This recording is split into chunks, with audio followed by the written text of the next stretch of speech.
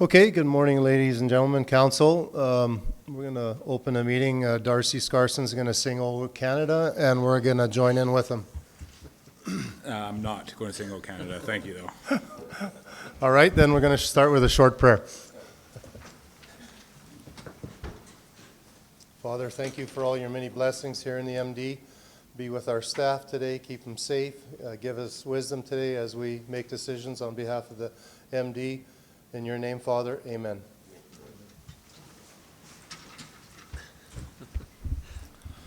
All right, we have the agenda in front of us. Is there any additions to the agenda?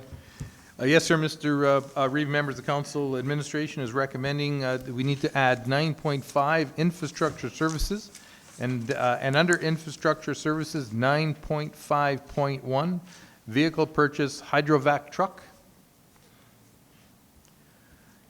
And under closed session, 12.1, agreement review, which will be FOIP sections 23 and 24. 12.2, legal, FOIP section 27. 12.3, intergovernmental relations, FOIP section 21. And 12.4, CAO overview, FOIP section 24. Okay, thank you. Is there any other additions? Okay, seeing none, I'm looking for a motion. Thank you, Councillor Kraviak. Any discussion on that? Seeing none, I'll call for the vote.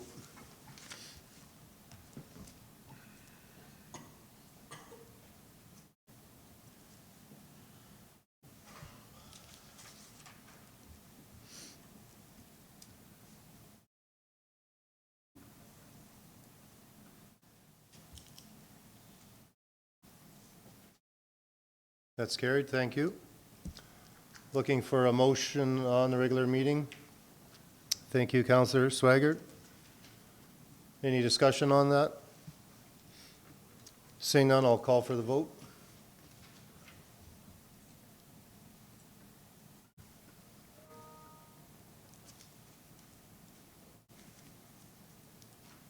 That's carried. Also for the Committee of the Whole. 3.2. Need a motion? Thank you, Councillor Swaggart. Any discussion on that? Seeing none, I'll call for the vote.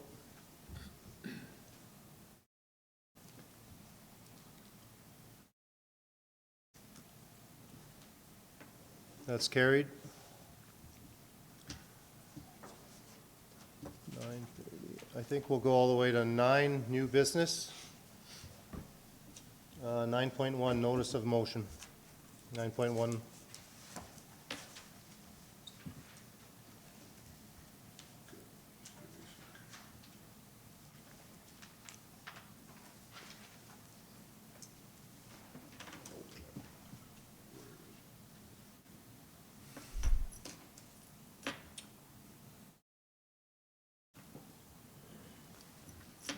Okay, I direct, motion, I direct administration be directed to research.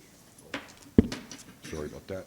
Notice of motion, I direct administration be directed to research opportunities for support to bring refugee Ukrainian families to the MD of Bonneville and bring a report back to council by April 1st, 2023 with options for support implementation, and furthermore, that council approves the allocation of $30,000 annually for a council-approved support program until the crisis in Ukraine has ceased.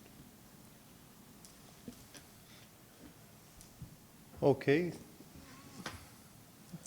We need to second that motion? Yes? Okay, thank you, Councillor Fideo, for seconding that motion. Any discussion on this motion? Yes, Councillor Scarson.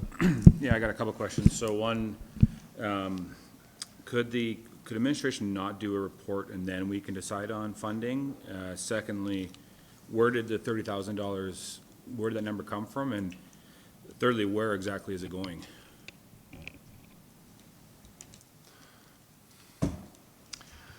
Mr. Reeve, members of council, Councillor Slivchuk came to me a couple of weeks ago with this idea, and where that number 30,000 came from was essentially what would have to happen at typical rental rates here in town, basically to cover the cost for 6 months of the year for one family and 6 months for another family.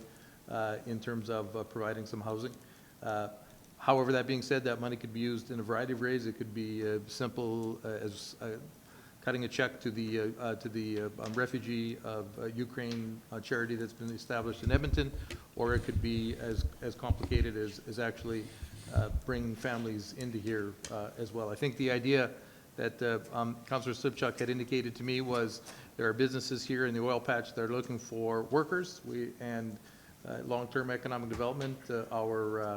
Our population is diminishing, and as a result, that would also shore up a population decrease as well as helping a refugee family. If I've mischaracterized any of this, Councillor Slipchuk, feel free, but I think that's the discussion that you and I had. No, I'll affirm that. That's the discussions we had, and I feel that bringing a family here will help with give them employment opportunities as well. It'll make roots for them in this area, and we can assist because they're going through, like, that's a terrible war they're going through, and if we can help, and I noticed Edmonton's doing something to help, and other places are looking into stuff too, I've heard. So that's Councillor Swigert? Yeah, I have a couple of concerns too, and it's not that I'm not willing to help get the families here, because I think we have to. I look at some of the other communities like Vegreville, though, that has a program, and I'm not familiar with it at all, but they've brought in 64 families and they're hosted by local families. And so I would, I was thinking of that and I thought, man, that would be a good program in the municipality. There's, there's probably families out there that would love to host, and there's maybe single, maybe older women out there that have homes or whatever, would love to have help and stuff, that sort of thing, and they'd host because they've got rooms. And I think it's maybe a better way to do it is kind of as somehow organize a charity that would allow that and make these contacts. Because I did have the concern also about just kind of putting a number out there and saying, here's 30,000, because I know this war could go on for a long time. It may, you're stuck into this and you can't predict what's going to happen. And I'm just not sure if you want to just open it up to two people and rent homes for them for 6 months. I think there's people in the community who would maybe help to do that, but I don't know. I think it's an FCSS initiative, and maybe charities can come to the MD because we have funding for charities to start things, put on dancers or whatever, but I'm just not sure if it's kind of just to put out 30,000 of taxpayers' money for that. I'm not sure if everybody would buy into that, but I think there's other ways, and I agree with Councillor Scarson. Let's let the admin kind of look at what other communities are doing, and let's kind of look a little bit harder at doing it, because I agree it's a worthwhile cause. Any other discussion? Yes, Councillor Fadеев. Yeah, Oh, I know. sorry, Deputy Reeve Fadеев. It's all good. Thank you. So in regards to that, the province has done a fast-track immigration program, and I think they're looking at about getting 33,000 more workers by 2025, and I think they've allocated about $2.1 million towards that program, just to bring in more workers in our area. Unfortunately, the only one in this area that has applied for that program is the city of Cold Lake, and they are looking at getting recognized and making that service to be on the fast track program. And I think the support is out there. There's a $3,500 immediate support from the feds right now that you can apply for, and but I have 90% of my family there, and I do understand the issues they're going through, but I think this is not our lane to be in. Yes, Councillor Scarson. Yeah, also, I'm a little curious, I guess, on what administration's role would be. Would they have to go look for families, or would they have to help pay the rent, or put these families up? Like, is it something that we're gonna have to devote staff to, search and find the right families to bring in? And secondly, like, are they gonna have to rent houses out that are only in the houses in the MD, or is it gonna be houses in the town or the city as well? So, I don't know, to me, there's a lot of unanswered questions. I'm not opposed to them bring something back, but again, I think it's not really something that's in our jurisdiction. I'll remind council that it was only a few weeks ago that we denied almost a very similar ask of the people out at the East Coast there with the hurricane and stuff, right? So it's almost the exact same thing, to be honest, so that's all I gotta say. Yes, Councillor Crick. Yeah, I'd also like to direct council's attention to the letter that we received in our email from, regarding some concerns about this. And I think they're quite valid concerns that it's a very compassionate gesture and action too, if we do this, but I don't think it's the MD's responsibility. I think this is more of a charity issue. And as Councillor or Deputy Fadea have said, the province has initiatives already in place for this, so I don't think we should be supporting this myself. But.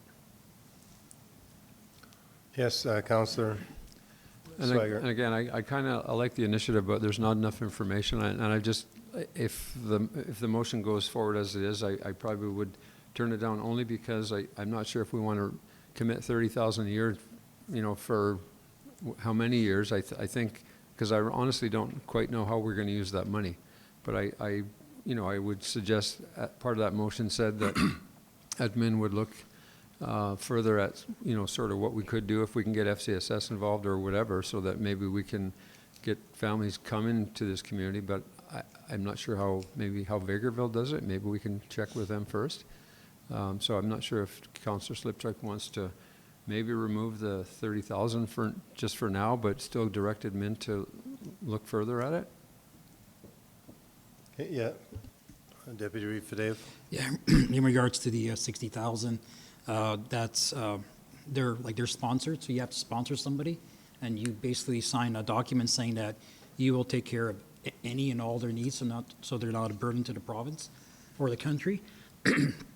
Right now, I think in Fort Mac, they have over 100 families come in, and that is basically all due to private donors that have spent the money and actually brought people in. So that's 100 people that companies out there have paid for, and the families that they have paid for. So it is a sponsorship. Getting back to the province's funding model with the 2.1 million and the fast track immigration program, it is a pretty deep document. There's a lot of steps to it. So basically, what the city of Coal Lake is going to be doing, from what I understand, is they're going to be making sure that these people are kind of tracked and to what they're doing, and actually checking in with the employers, making sure that everybody's on the right track. So there's a lot of I guess a lot of administration work that's being done with that program as well. I think the province has really stepped up to it, and that's a big commitment to have 33,000 new workers by 2025. That's a pretty aggressive, I guess, plan, and we need those plans. We need immigration to really help with employment. We're short on employment here in the city of Coal Lake, town in Bonnyville, even our own MD. There's places that have to shut down their restaurants because they can't find people, and that's very, very sad. But I think the province is on the right track. All right, any other comments? Okay, I'll call for the vote.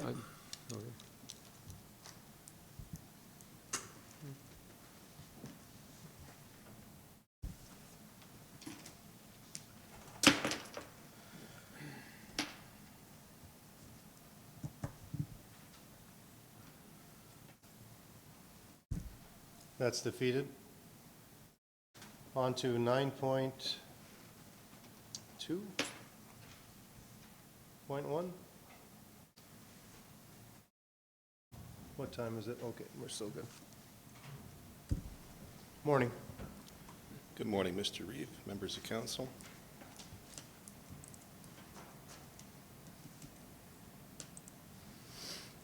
All right. This has to do with the appointment of 2023 fire guardians. Morning again. As per the Forest and Prairie Protection Act, the Council of the Municipal District shall appoint for a term not exceeding 1 year with effect from the beginning of the fire season a sufficient number of fire guardians to enforce this act within the boundaries of the municipal district, except that part of the municipal district that is within the forest protection area. In preparation for the 2023 fire permit season, the following individuals require appointment by the Municipal District of Bonnyville, number 87, as fire guardians, namely Dan Heaney, Alicia Krawchuk, Irene Walicki, Dwayne Ethier, Ed, excuse me if I get any of these names out of turn, Ed Watrick, Vic Colledy, Baz Churko, Diane Jenkinson. The following station chiefs require appointment as fire guardians as well. They will not be issuing permits but need the appointment to be able to cancel permits in the event of an incident. These include Walter Smeal, Dan Amalia, Gordon Graves, Craig Wenzel, Robert Norton, Cordell Akert, and Derek Newman. The appointment is for 2023. In addition, council should also make their annual motion allowing the Reeve or the Deputy Reeve in his absence to declare a fire ban in consultation with the Bonnyville Regional Fire Authority. This allows for fast reaction to changing fire conditions without the need to call a special council meeting to implement a fire ban. This is referenced in our strategic plan under Goal 2, enhancing safety in the community. The relevant pieces of legislation are Forest and Prairie Protection Act, and cost and source of funding would be funded through the BRFA. Administration's recommended action is that council approves appointment of the following individuals as fire guardians under the Forest and Prairie Protection Act for the 2023 fire permit season. I won't read their names again, but they're listed. And also that council authorizes the Reeve or the Deputy Reeve in his absence in consultation with the Bonnyville Regional Fire Authority to place and remove fire bans in the Municipal District of Bonnyville for the 2023 fire permit season. Thank you. Just looking for a motion. Yes, Councillor Swaggart. Yeah, I'll make the first motion to appoint the fire guardians. Okay, thank you, Councillor Swaggart, for making a motion on behalf of council. The council approves the appointment of the following individuals as fire guardians under the Forest and Prairie Protection Act for the 2023 fire permit season. The ladies and gentlemen that are listed here. Any discussion on that? Seeing none, I'll call for the vote.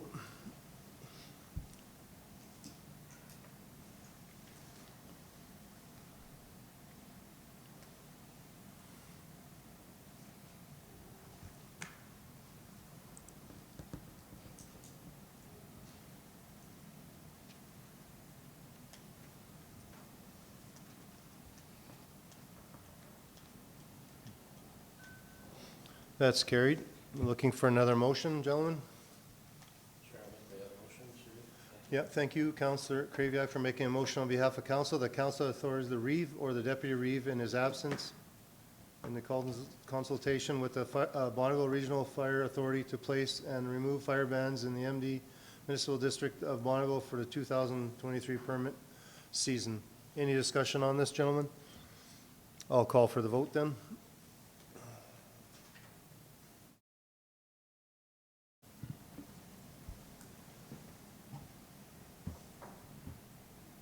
That's carried. Thank you. Thank you, Mr. Reeve, members of council. Yep. On to 9.3.1. Mr. Reeve, I don't think we'll have time to complete that before the 9:30 delegation. I would suggest a break and then get prepared for the delegation. Thank you for that. At this time, I'd also like to welcome, thanks Jolene back. It's good to see your face and welcome back. All right, we'll just take a break now and we'll get ready for 9:30. Thank you, Al. Okay, welcome back, everyone. We have a delegation now, the Glendon Ag Society. I think we have a couple gentlemen here. Welcome, guys. Come on up. We're going to show the video first. Okay. Hi, my name is Ken Fischek. I am the president of the Glendon Agricultural Society. We are here today at the Glendon RCMP Century Hall, Anarita and lovely in Alberta, home of the famous pierogi. This wonderful facility has two components to it. We do have the arena side, where we are hosting numerous hockey games, tournaments. We do have a lot of local hockey teams that actually rent it. And what's really cool about this facility is if you do have a hockey game and at the end of the season you wish to have an awards banquet, well, lo and behold, you just go across to the other side of the building and the hall is a lovely facility to have the awards day banquet. And our RCMP Century Hall is a wonderful facility that you can rent for numerous activities. It's primarily rented for weddings, for awards banquets we hold here. We do have funerals here, but it could be any function that you would like to have here. We can accommodate well over 500 people here, or as many as 2 people, depending on what you wanted to have here. If you rent our facilities, we do have a number of options that would also be available to you. First and foremost, we have the world famous Glendon Catering Club. They are very famous for their Ukrainian cuisine. However, they will cook anything that you wish.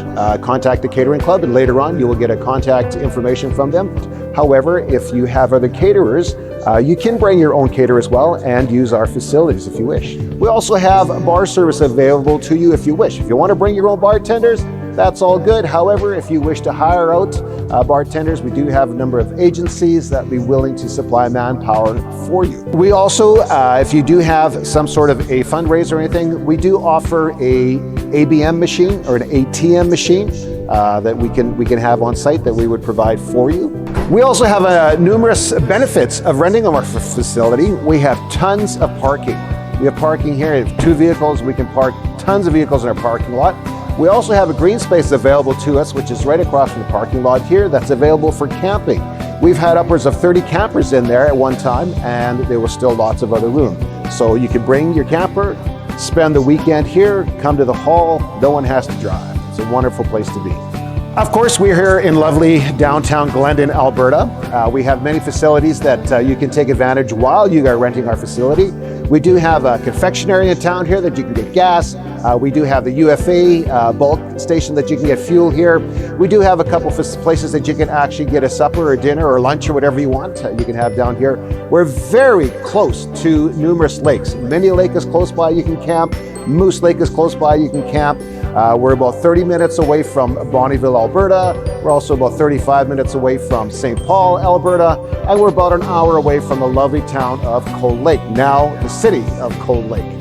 So if you wish to rent our facility, either our arena or our hall, you can go to our website at www.glendonagsociety.ca, and on there you will find all of our prices for the hall, for the arena, all the contact phone numbers for renting the arena, renting the hall, and any other information that you would like.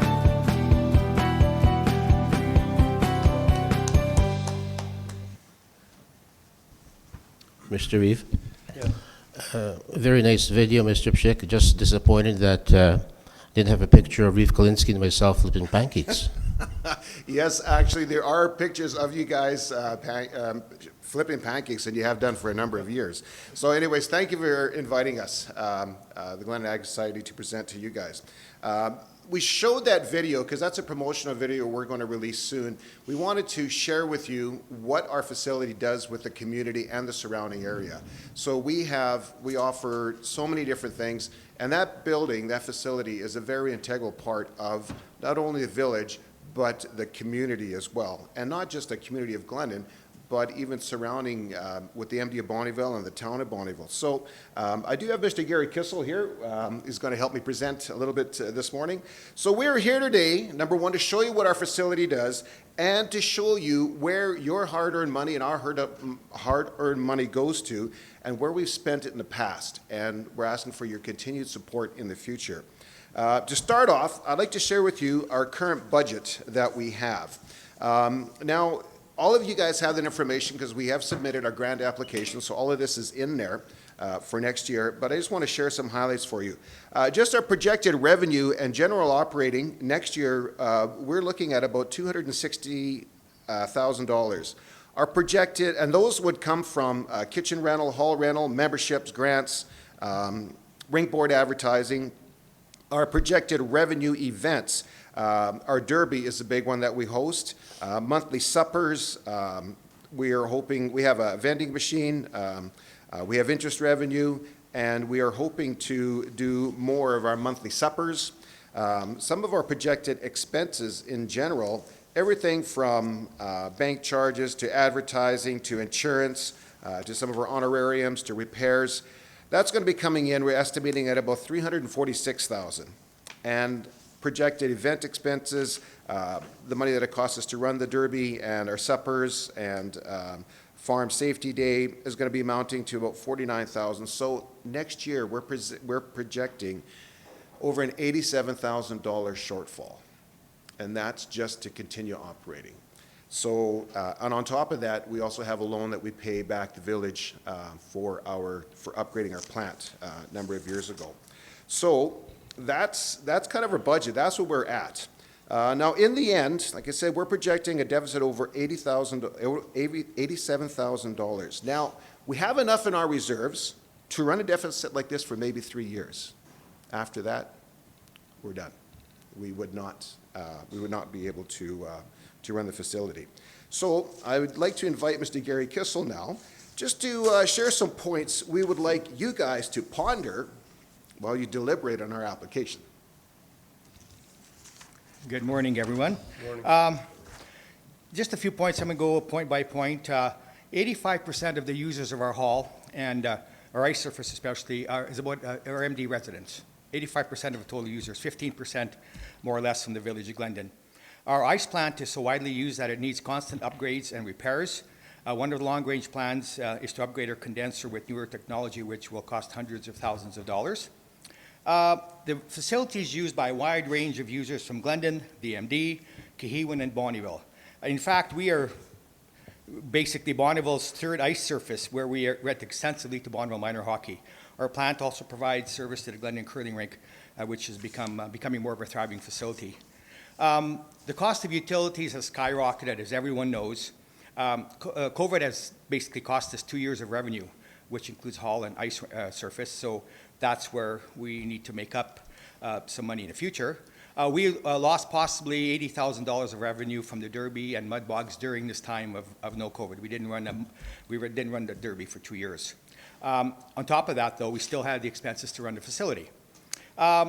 We provide employment for a caretaker and 2 subcontractors for the Glendon Catering Club and the concession provider. We just invested $70,000 this past summer and upgraded the hall floor.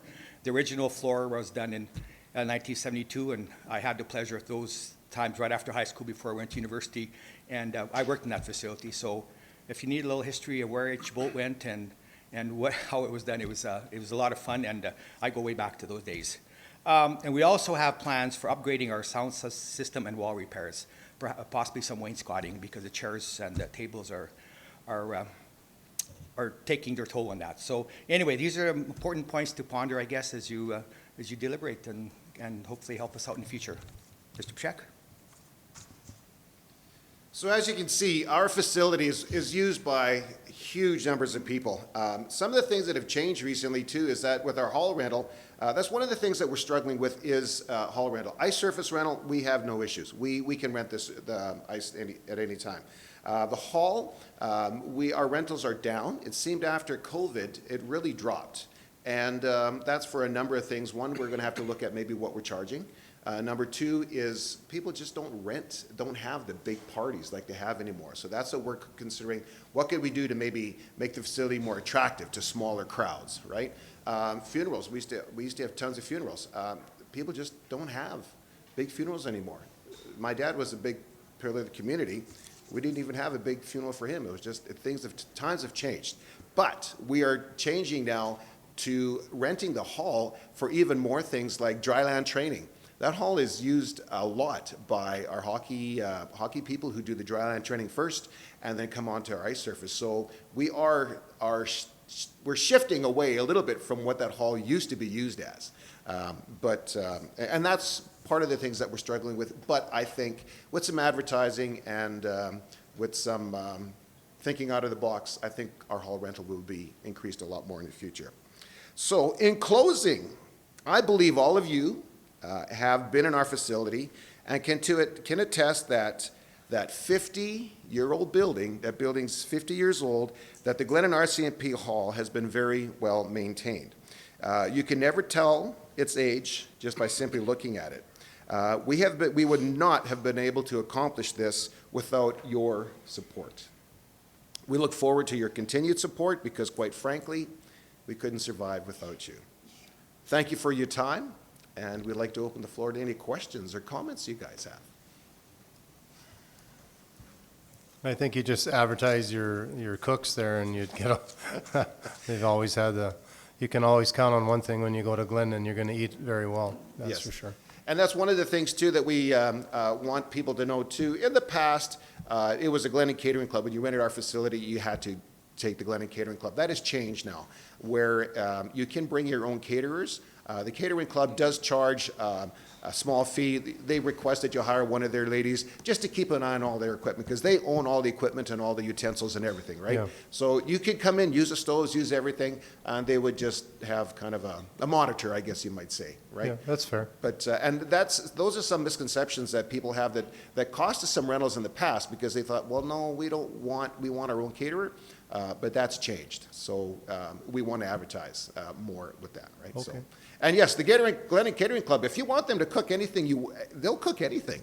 Unfortunately, not unfortunately, but fortunately, anyone that hires a Glendon Catering Club, perohe, holipsi, chicken, that's all kind of standard, that's what everyone wants, right? So, because that's another misconception, is people think that's all they cook. No, they'll cook anything you want. But Why would they want anything else? exactly, that's right. eh? So, Yeah. and we have interest. Sorry, we also have interest too with our. We have a young lady who's providing us with concession for the minor hockey. She just approached us, and she would like to expand to bringing actually in a professional pierogi maker to be able to sell pierogies, because that's something that we don't do. Recently, we held a Ronald McDonald. We were one of the facilities that held the Ronald McDonald tournament. And a lot of teams from Edmonton came and they're asking for pierogies. And unfortunately, we don't have a facility or a place that we can just sell frozen pierogies out of. She would like to change that. And so, and actually anywhere's in Glendon, you can buy them, but you have to know the right supplier, right? You know Yes, the right there you go. person, right? So, Yeah, Councillor Scarson. Yes. That $87,000 operating deficit that you mentioned, was that without any MD funding right now? no, that was with your funding. In our budget, we put in $100,000, and then we also get $22,500 from the village that we've requested as well. Now, those are projected. We don't know what we're going to get. In the past, you guys have supported us to the tune of $150,000. We're asking for that again, but for budget-wise, we wanted to make sure that we went with the money we thought we would get. So, I didn't see a copy of the financials in our report. Can you send those off to yes, Al? they Send out? do have them all, and I will stop to make sure that everything came through on the way out. And yes, Okay. so have you seen the grant application? I haven't seen it. Okay, well, that's where all of those financials are. They're part of the grant application too. But yeah, Yep. so cool. Any other questions? Well, just thanks for Yeah. the presentation. I'll Yeah. just going to add, at the start of your video there, just show a map of Alberta and where Glendon is. I know where it is, but that's a great video, great advertisement. for Oh, Glendon. well, see, that's not completed yet. So we could add, that would be a good point, is add where we are, if we were just to flash a map in there somewhere, right? Good point, thank you. Thank you. Yeah. Okay, thank you Well, very much. thank you, gentlemen. You guys have a great day. You too, Appreciate thank it. you. Yep. Yeah, thank you, sir. That's all we do here. We just looking for a motion now? Mr. Reeve, I'll make the motion to approve number 1. Okay, thank you, Councillor Kraviak, for making a motion on behalf of council, that council accepts a presentation by the Glendon Ag Society on how they utilize annual funding from the MD of Bonneville as information. Any discussion on this? Seeing none, I'll call for the vote.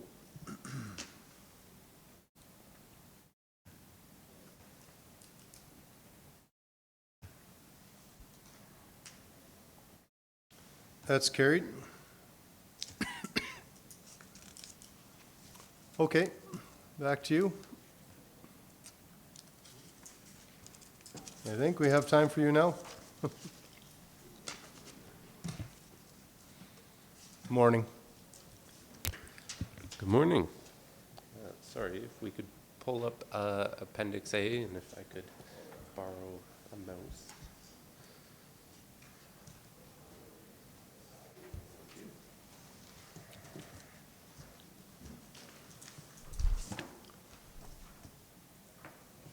All right, so thank you, Council. So today we will be looking at information regarding the process of redesignation of potential industrial lands to direct control districts, or DC, as directed by Council at the January 10th Council meeting. So first, I would like to start off with a little bit of background. What is districting? The MD and many municipalities utilize districting to identify lands for specific uses. A district is a form of regulation regarding the land use and development of a property. These districts are typically found under the Land Use Bylaw, or LUB, and will address topics such as types of use, the location of buildings, densities, parking, landscaping, and other such criteria. It is possible for the district of a specific parcel to be changed, so landowners are not locked in to specific uses. And the land use bylaw can also be amended to change what uses are allowed under a specific district as well.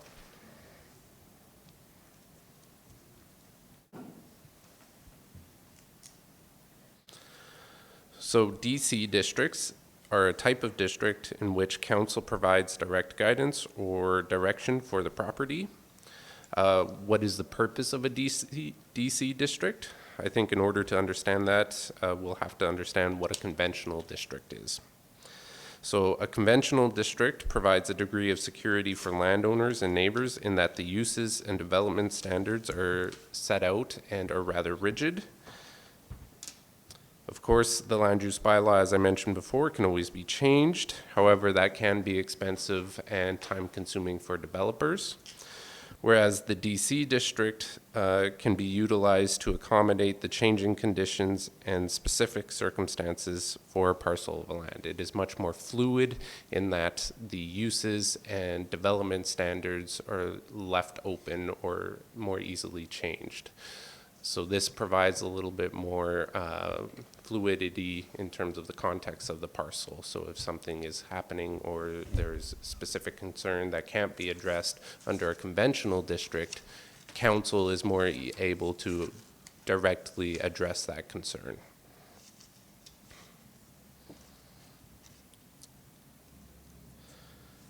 In terms of timeline for this project, it will largely depend on the scope of the project based upon the amount of land to be affected. It will likely take around 9 to 12 months at minimum and possibly longer if we are looking to include more areas and affecting more plans. The process, which I will flesh out in more detail in just a bit, will include bringing in multiple items back to council for amendments and consideration. This may include amending area structure plans, amending the land use bylaw, and then a redesignation bylaw as well for the rezoning process, with each step taking roughly around 3 to 4 months depending on the feedback and concerns from landowners.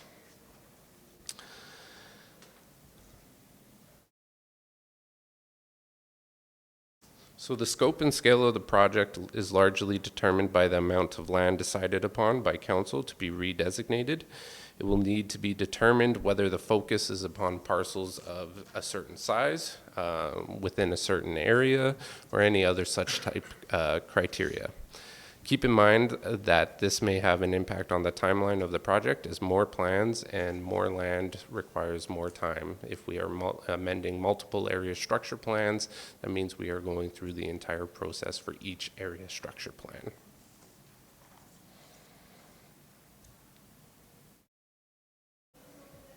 So to start on the process, so once an area has been identified for rezoning to direct control, or DC, the area structure plan would then need to be amended to reflect the preferred designation type and to ensure that policies align with the goal of the district as directed by council.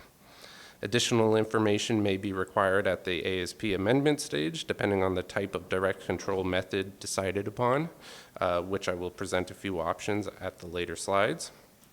The ASP amendment process would require that administration go through the entire process, including proper circulation, advertisement, first reading, public hearing, second reading, and third reading.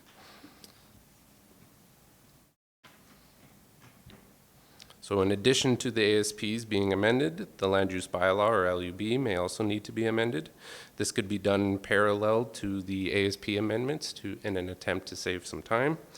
However, the LUB could also be done with the future overhaul that's planned within the next few years.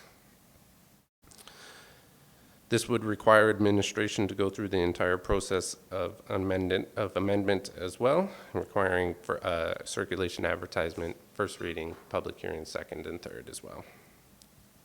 Additionally, it is important to note that should council delegate their decision-making power to a development officer or other person, this would allow appeals over the decision of a development permit application to be made to the Subdivision Development and Appeal Board. They may only argue whether or not the authority followed the direction of council. So that is important to note, that if you decide to delegate decision-making authority, that it would then be able to appeal to the SDAB.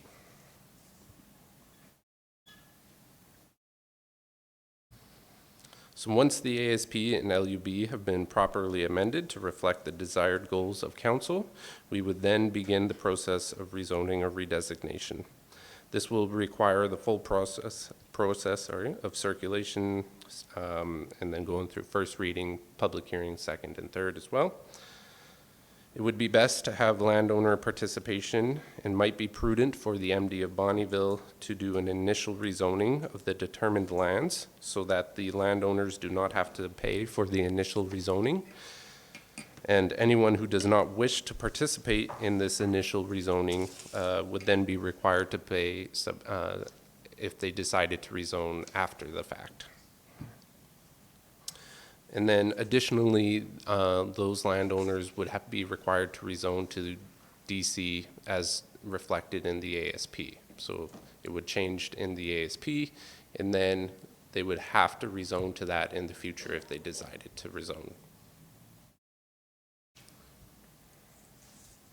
So just to recap, the process starts with amending the ASP, designating the area, the future land use under the ASP, and then amending the LUB to create a direct control district, and then the rezoning of the property.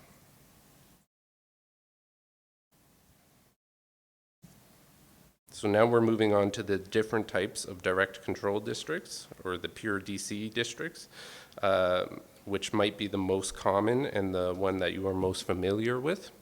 It is established within the land use bylaw, and it will typically include land use rules of permitted and discretionary uses and development standards. However, that is not always the case, as uses and development standards may be left open to allow for greater flexibility, and so that it is not pigeonholed into specific uses. Applications would be brought before council for decision. Typically, a development permit is issued based upon the decision of council. And for those districts that do not specify uses, it might also include a general description regarding what types of uses would be considered by council. A peer DC may also state within the land use bylaw the ability to decide upon such applications are delegated to another development authority. And as I mentioned before, this would allow for appeals to be made to the SDAB. Another type of DC can be done through area structure plans or area redevelopment plans, where the use both permitted and discretionary are set out within the respective plan. Decision-making power is typically delegated. However, that's not always the case. This would allow for uses and development standards to be tailored to specific areas with consideration of individual circumstances within those specific areas or the area structure plan.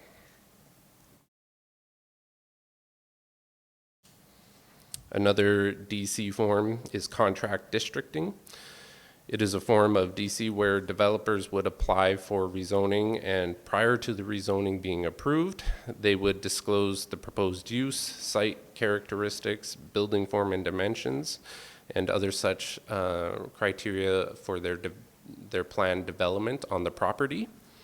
The developer would then be required to enter into a development agreement, setting the specifications of the development in compliance with the rezoning bylaw, meaning that a permit would not be issued if any proposed development did not comply with what was in the development agreement. So they set out a standard of what their plan is for the development prior to, the rezoning gets approved, and the development permit only gets approved if they match that.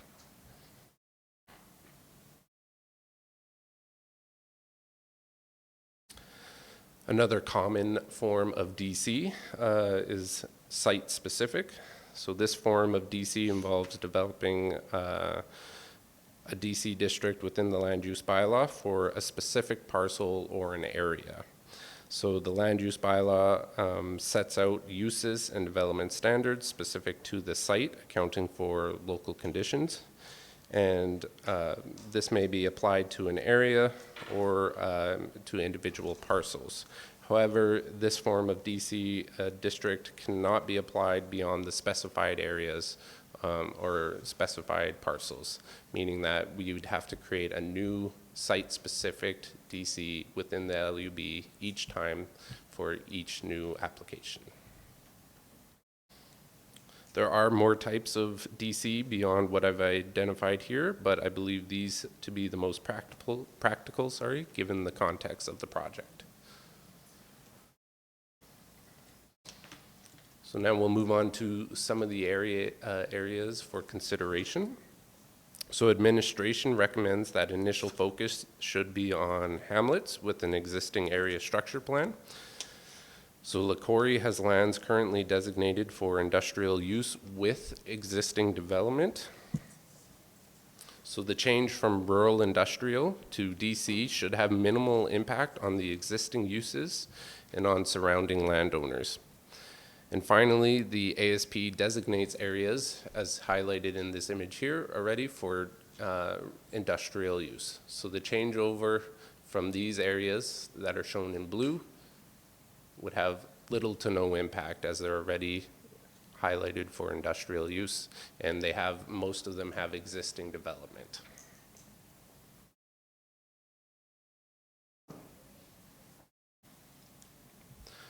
Fort Kent is also another consideration. Based on the ASP, large portions of land are designated for hamlet general. However, there are certain parcels of lands designated as hamlet general with residential uses currently in place. And the main the main street areas north of Highway 28 are largely where you will find that residential component. The largest parcel of the largest of the parcels zoned hamlet general are found south of Highway 28. This aligns mostly with the current Fort Kent ASP future land use concept map. And it's important to note that while hamlet general is not industrial in nature, it does allow certain industrial developments. Also of note, there are areas for potential future industrial use, specifically within the 300-meter setback of the landfill here. So this dotted line here shows where residential property and development is not allowed within proximity of a landfill. However, industrial nature development is. So this is also another potential area that could accommodate industrial development and DC and direct control.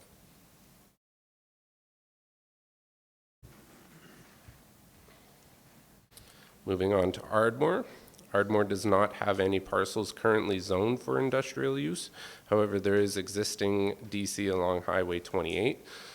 So it wouldn't be too large of a stretch to include additional DC districts within the area. Hamlet General, again, while not industrial in nature, is included within this area as well and can accommodate industrial uses. And then under the ASP, there is land designated for industrial use south of Highway 28. There is largely used currently for agricultural and residential purposes. There's not any existing industrial development, so there could be some contention there if it were to be changed over.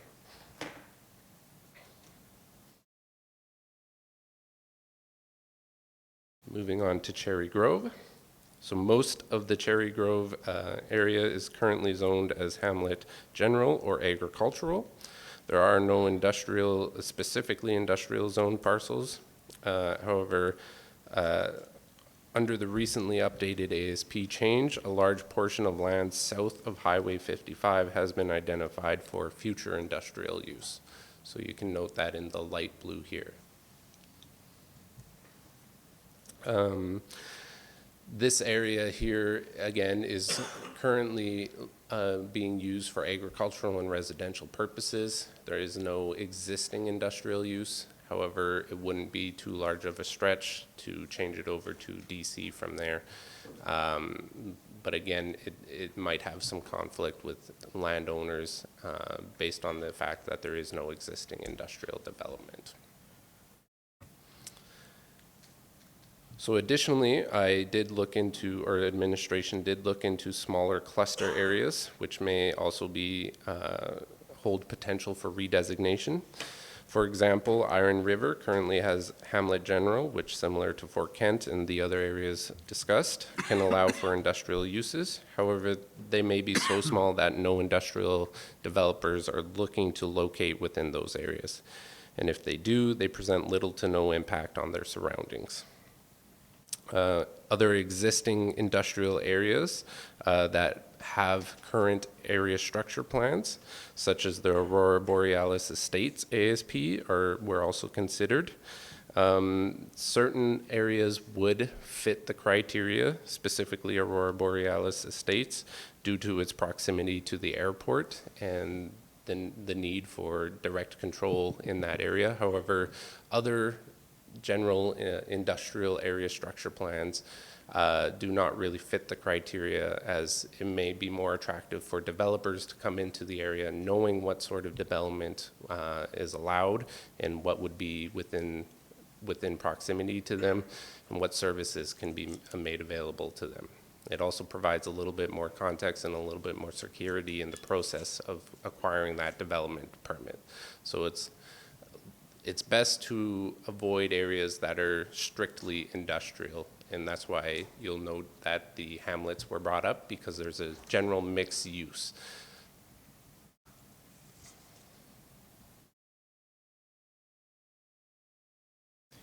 Mr. Reeve? Yeah. Potentially, we should wait for the conclusion and the recommendations until after. Go into public hearings.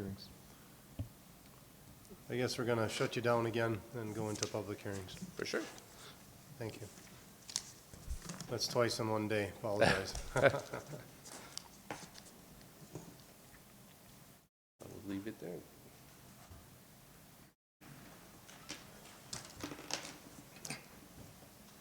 You guys want to take a 5-minute recess? Yep.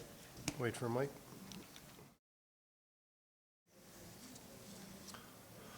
Okay, welcome back, ladies and gentlemen. We have public hearings this morning. Before we begin with the public hearing for bylaw number 1835, roadway licensing bylaw, I would like to remind those who wish to address any of the public hearings on today's agenda to register your name on the speakers list at the entrance of council chambers. I would also like to outline the process to be followed for this public hearing. We will begin with a staff report from administration, followed by questions of administration from council. Next, if they are in attendance, the applicants will have the opportunity to provide a presentation, followed by questions of the applicants from council.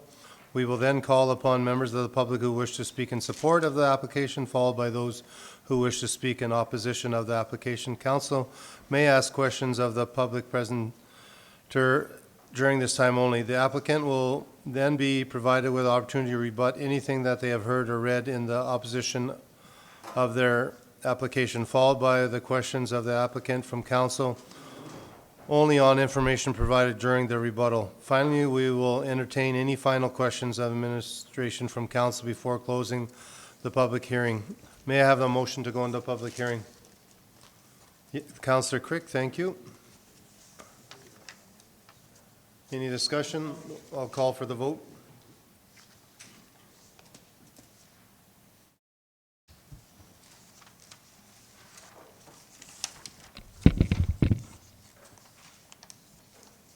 That's carried. Thank you. Morning. Good morning. Go ahead. So roadway license bylaw number 1835 would authorize the MD of Bonnyville to enter into an agreement to license a portion of road plans 902 2371 and 9020297, located in the southeast of 2362 of 1, in accordance with policy number 3A.018, as shown on the map on Appendix A. Bylaw number 1835 is a renewal of an existing road allowance lease bylaw number 1735. The applicants have applied to license portion of the road plans to be used as a driveway to access from Range Road 411A. A copy of the application to license was provided to Infrastructure Services and Agricultural Services for review and recommendation, and there was no concerns.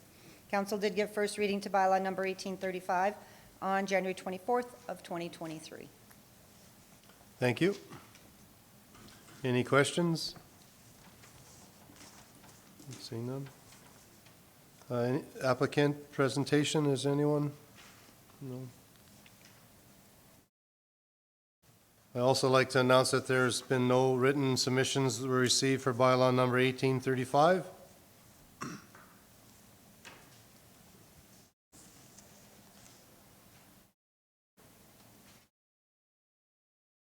Okay, I'd like to ask if there's anyone that wishes to speak in favor of 1835. Again, for the second time, I'd like to ask if there's anyone in favor of 1835. And for the third and final time, I want to ask if there's anyone wanting to speak in favor of 1835. Okay, seeing no one, I'd like to ask if there's anyone in opposition of 1835. For the second time, I'd like to ask if there's anyone in opposition of 1835. And for the third and final time, I'd like to ask if there's anyone in opposition of 1835.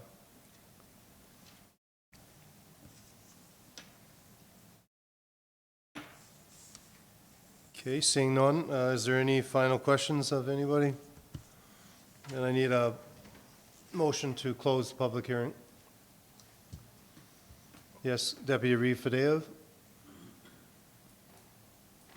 I'll make the motion to close public hearing. Okay, thank you.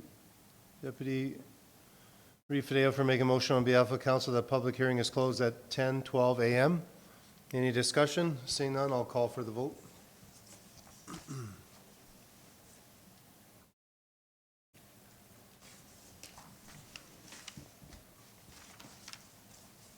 That's carried, thank you.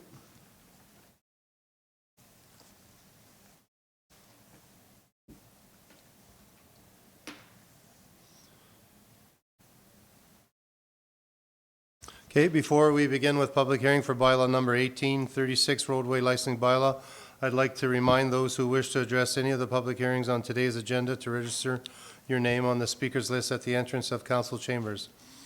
I'd also like to outline the process to be followed for this public hearing. We will begin with a staff report from administration, followed by questions of administration from council.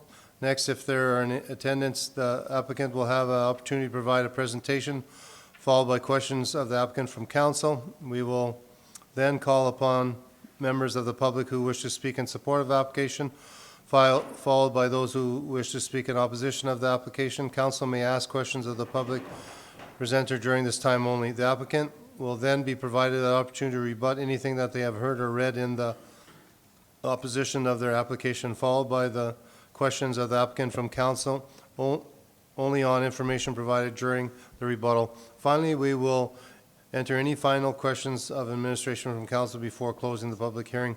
May I have a motion to go into public hearing? Public hearing. Thank you, Councillor Slipchik, for making a motion to go on to public hearing for 1836. Any discussion? Seeing none, I'll call for the vote.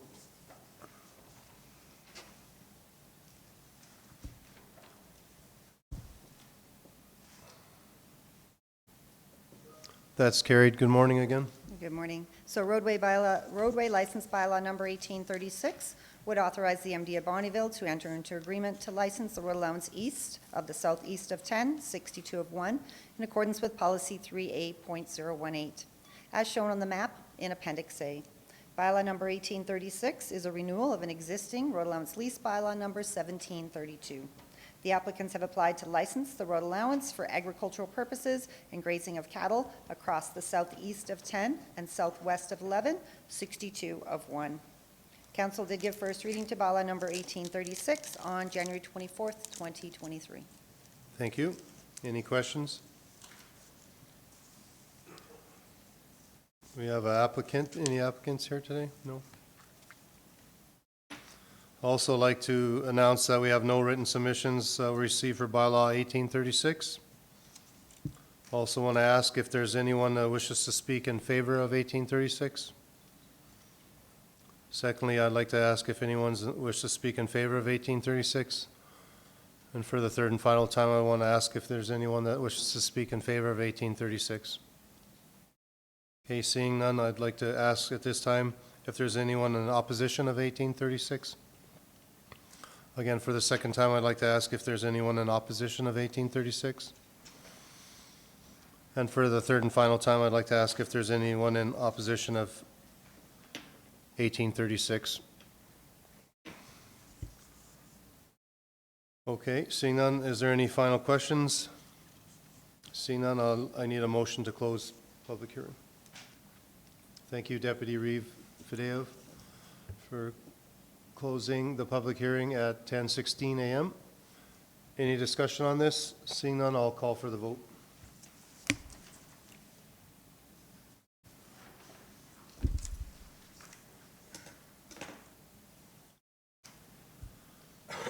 That's carried. Thank you.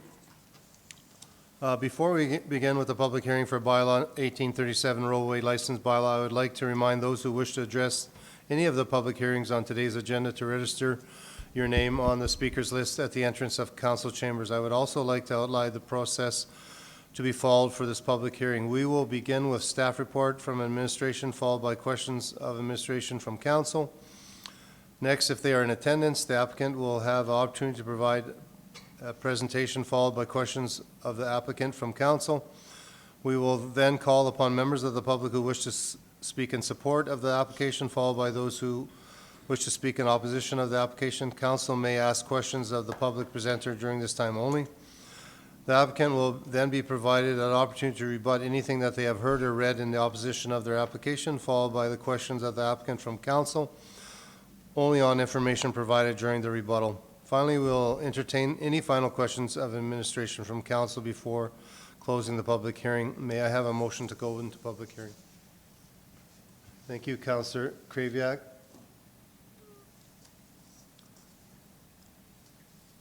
Any discussion on this motion? Seeing none, I'll call for the vote.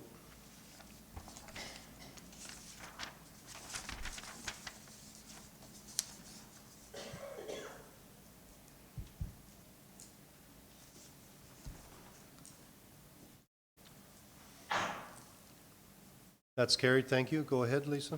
So roadway license bylaw number 1837 would authorize the MD of Bonnyville to enter into an agreement to license the road allowance north of the northeast of 24, 62 of 6, in accordance with policy number 3A.018, as shown on the map in Appendix A. Bylaw number 1837 is a renewal of an existing road allowance lease, bylaw number 1736. The applicants have applied to license the road allowance for access to approved surface material lease number 880072 within the southwest of 25, 64 of 6. Council did give first reading to bylaw number 1837 on January 24th, 2023. Thank you. Any questions? Okay, seeing is there applicant here today? No. Okay, thank you.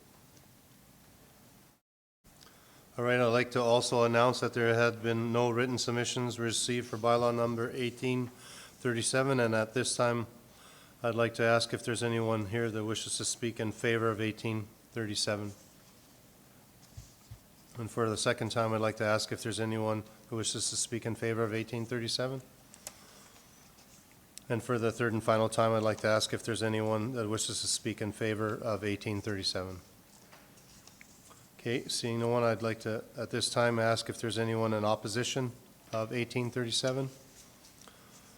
And for the second time, I'd like to ask if there's anyone here that wishes to speak in opposition of 1837. And for the third and final time, I'd like to ask if there's anyone that wishes to speak in opposition of 1837. Okay, seeing nobody, I'd like to ask if there's any final questions. Seeing none, I need a motion to close the public hearing. I'll make a motion to close public hearing. Okay, I got Councillor Crick first. Thank you, Councillor Crick, for making a motion that we close, that the public hearing be closed at 10:20. Any discussion on this? Seeing none, I'll call for the vote.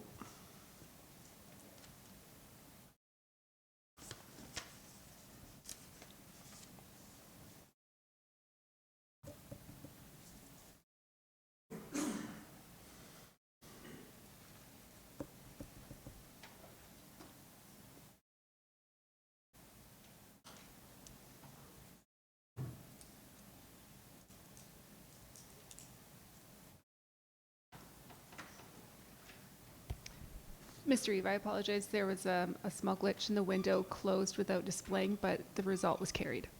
Okay, thank you. That was carried. Appreciate that. All right, before we begin with the public hearing for bylaw number 1838, roadways licensing bylaw, I would like to remind those who wish to address any of the public hearings on today's agenda to register your name on the speakers list at the entrance of council chambers. I would also like to outline the process will be followed for this public hearing. We will begin with a staff report from administration, followed by questions of administration from council. Next, if they are in attendance, the applicant will have an opportunity to provide a presentation, followed by questions of the applicant from council. We will then call upon members of the public who wish to speak in support of the application, followed by those who wish to speak in opposition of the application. Council may ask questions of the public presenter during this time only. The applicant will then be provided an opportunity to rebut anything that they have heard or read in opposition of their application, followed by questions of the applicant from council only on information provided during the rebuttal. Finally, we will entertain any final questions of administration from council before closing the public hearing. May I have a motion to go into public hearing? Councillor Kraviak, thank you. On behalf of council, that public hearing for item 44 be opened at 10:22 a.m. Any discussion on this? Seeing none, I'll call for the vote.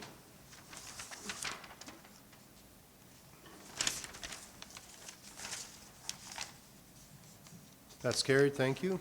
So administration is seeking approval for roadway license bylaw number 1838, authorizing the MD of Bonnyville to enter into an agreement to license a road allowance west of the southwest of 11, 63 of 5, in accordance with policy 3A.018, as shown on the map on Appendix A. The applicants have applied to license a road allowance for the continued use of an existing communications tower. Council did give first reading to bylaw number 1838 on January 24th, 2023. Thank you. Any applicants here today? No questions? Okay. Thank you. I'd also like to announce that there had been no written submissions were received for bylaw number 1838. At this time, I'd like to ask if there's anyone wishing to support 1838. For a second time, I'd like to ask if there's anyone in support of 1838. And for the third and final time, I'd like to ask if there's anyone that wishes to speak in support of 1838. Okay, seeing no one, is there anyone here that wishes to speak in opposition of 1838? For a second time, I'd like to ask if anyone wishes to speak in opposition of 1838. And for the third and final time, I'd like to ask if there's anyone that wishes to speak in opposition of 1838. Okay, seeing none. Is there any final questions? Seeing none, I'm looking for a motion to close public hearing. Thank you, Councillor Crick, for making a motion on behalf of council that public hearing be closed at 10:24 a.m. Any discussion on this? Seeing none, I'll call for the vote.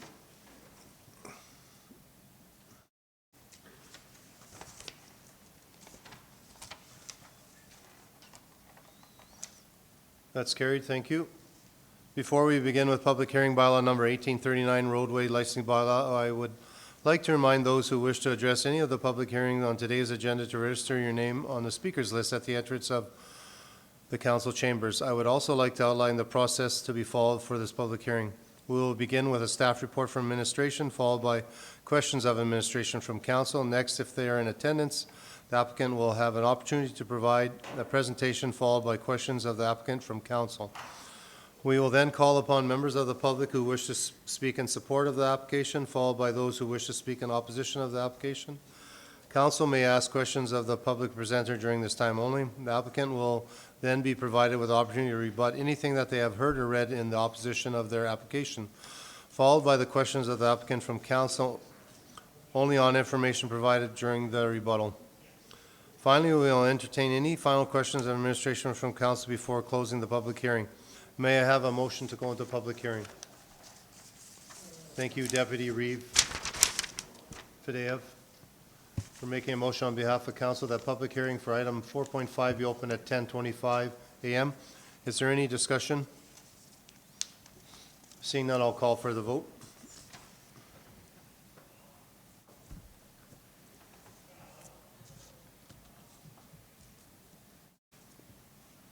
That's carried. Thank you.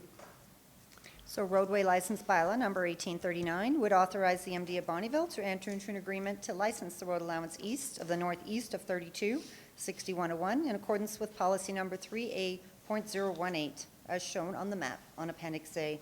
The applicants have applied to license the road allowance for agricultural purposes and grazing and shelter.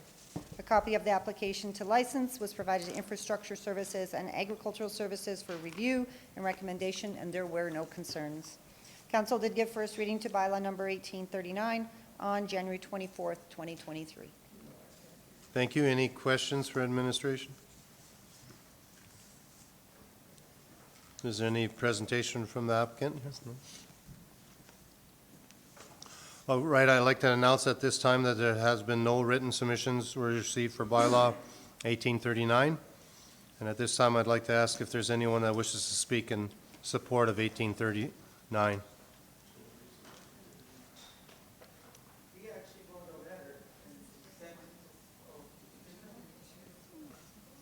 For 1839? No? Okay. For the second time, I wish to ask if there's anyone in support of wishes to speak on behalf of 1839. For the third and final time, I'd like to ask if there's anyone that wishes to speak in support of 1839. Okay, I'd like to ask at this time if there's anyone in opposition of 1839. For the second time, I'd like to ask if there's anyone that wishes to speak in opposition of 1839. And for the third and final time, I'd like to ask if there's anyone that wishes to speak in opposition of 1839. Okay, seeing none, any final questions? Okay, I'm just looking for a motion to close public hearing. I'll make a motion, close public hearing. Okay, thank you, Councillor Slipchuk. On behalf of council, that the public hearing be closed at 10:28 a.m. Any discussion on this motion? Seeing none, I'll call for the vote.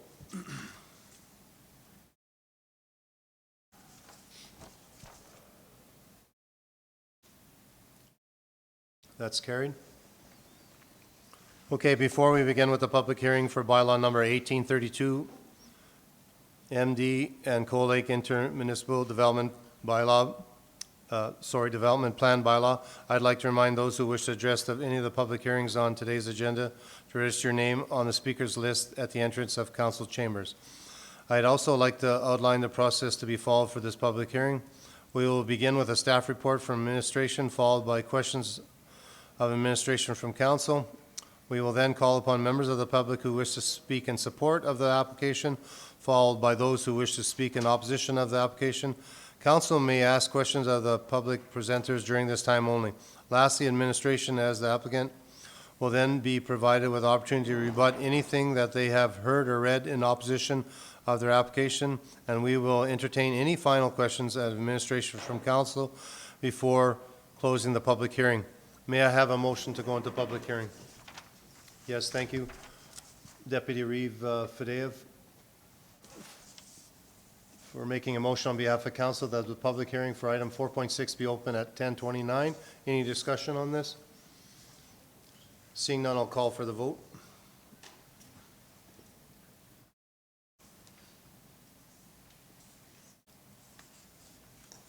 That's carried.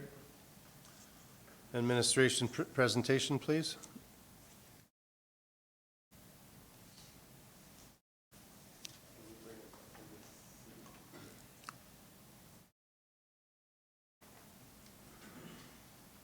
So I have Dave McRae here, who is from ISL, the consultant for the intermunicipal development plan, who will go through the presentation.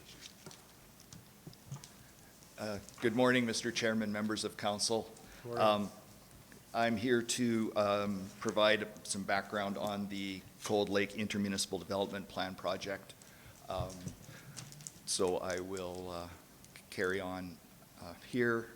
In terms of the background to the project, the current municipal development plan was adopted back in 2009. There's been an IDP in place since that time, and it needed to be updated more recently to meet the new requirements of the Municipal Government Act relating to intermunicipal plans, and this is an intermunicipal plan between the city and the county.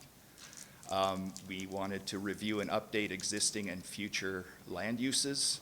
We wanted to reflect, or needed to reflect, the 2019 Cold Lake annexation and update long-term future growth areas for the city. It identifies future development opportunities for the MD of Bonnyville in that area as well. And it also just updated the administrative provisions and made sure it was consistent with the Cold Lake plan, which was approved in 2020, and the MD of Bonnyville MDP, which is currently under review, at least at the time that this presentation was put together. That was the information that we had, and all previously approved area structure plans. The purpose of this type of plan is to coordinate land use between adjoining municipalities, and it's adopted by both councils. So this is the hearing for the MD of Bonnyville, and then the city of Grand Prairie is holding a similar hearing this evening on this plan, because they need to hear the information as well, and any information conveyed at this hearing or advised at this hearing will be conveyed to the city for their hearing tonight as well. It establishes and protects long-term emphasis on long-term future growth areas for the city, and provides growth and development opportunities for the MD as well. And it establishes coordinated approaches to land use, transportation, and municipal services, and confirms lines of communication and administrative protocols between the MD and the city. And there's also a dispute resolution process between the city and the county in the plan, and is designed to enhance the working relationship between the city and the MD. And I think it's important to note some key themes of this draft plan. The IDP plan area, which was approved again in 2009, remains unchanged in terms of the extent of the plan's coverage. The land use concept itself has been simplified to make it easier to understand. The policy content has also been simplified, reorganized, and updated. And we've identified or updated the future growth areas for the city based on a growth study that was done quite a few years ago in support of the city's original annexation. And this is to protect future annexation areas for the city, but not to unduly hamper current development or development rights immediately adjacent to the city for those landowners.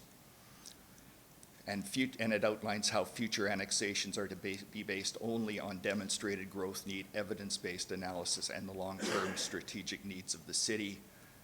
And some policies also have been adapted from the Town of Bonnyville IDP for consistency within the MD, because there's also one of these plans around the Town of Bonnyville that's been in place for some time.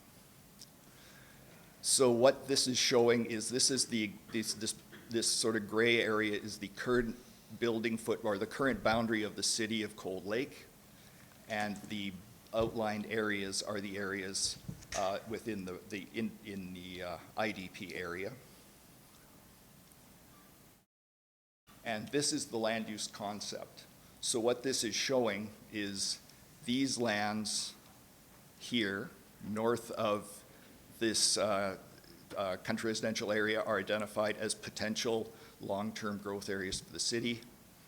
And long-term could be, it could be 50 years, it could be 100 years. We don't know. It's all dependent on how fast the city grows. And there is a lot of land within the city right now. So again, this is a very long-term general plan. And the dashed areas are basically areas that the city has previously identified for potential annexation, but is never going to annex those lands unless they need it. And there's a separate process for annexation, which I understand is where some of the concerns have come from. And so the general development policies, if there's not a, if I'm going into too much detail, please let me know, otherwise I can carry on further. But basically, in terms of the general context, if an issue isn't addressed in this plan, it would be addressed in the county's plan, so that there is no overlap between the two.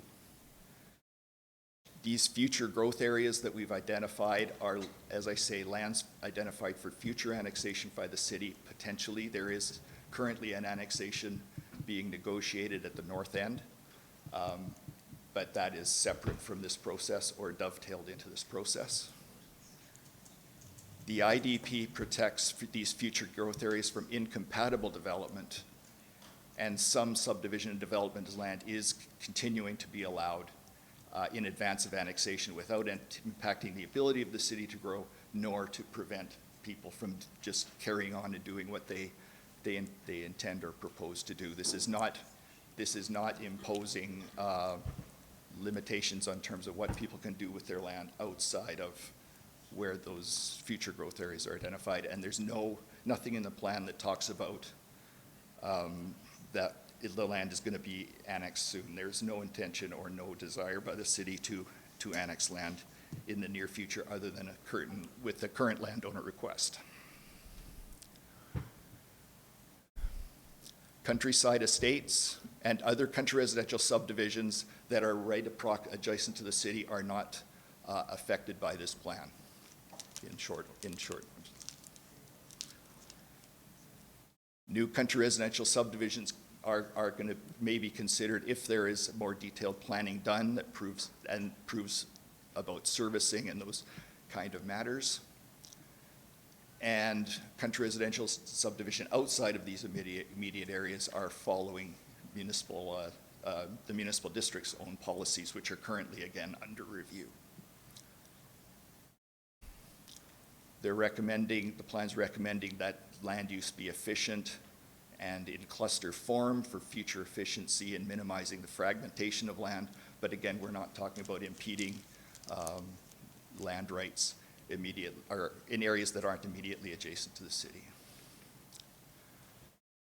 The plan identifies potential, again, this is potential future industrial growth areas for the city.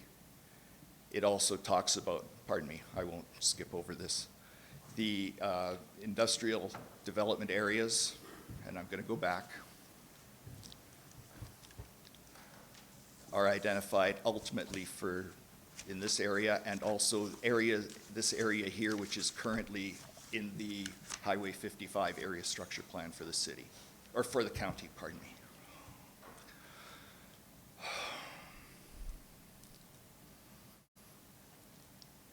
Annexation is going to be, if it's pursued, is required to comply with the following criteria. It has to be in accordance with this plan and the MD's plans. It is required to comply with what the provincial property rights tribunal's annexation principles are, and so on and so forth. There's a big laundry list of steps that would need to be done in order for land to be annexed, and the city is not going to be annexing lands in the immediate future, other than the current annexation, which was requested by a landowner. And annexation may be triggered if the city needs the land for growth, which it has to demonstrate, if a landowner requests to be annexed in, if development proposed in one of these areas exceeds what we're suggesting would be the limits, and where land might be required for a future transportation or utility corridor.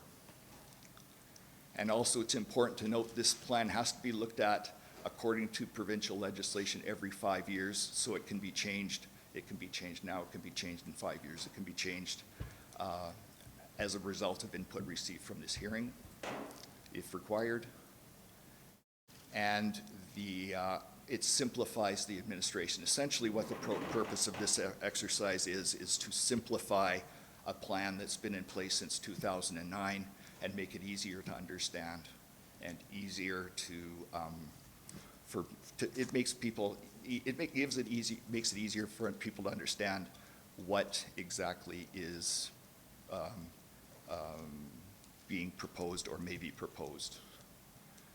And I'm going to pause there for questions, Mr. Chairman. All right. Any questions from council? Yeah, go ahead. It's not really a Councillor question. Swain. You're doing a great job describing that, but you threw me for 1 second. Okay. When you said the city of Grand Prairie is watching this, and I thought, why Oh, does and then I thought, no, you just. Yeah, I'm from Grand Prairie. My apologies, That's fine, Mr. just so the Chairman. folks out listening don't realize, because I Yes. thought maybe Grand Prairie's going through the same thing with the county or something, but no. It was a slip. No, it was a slip Freudian of slip. the MD of we're talking about the MD of Bonnyville and the city of Cold Lake. Yes. Okay, thank you for that clarification. Any other questions? Okay, thank you. Thank you.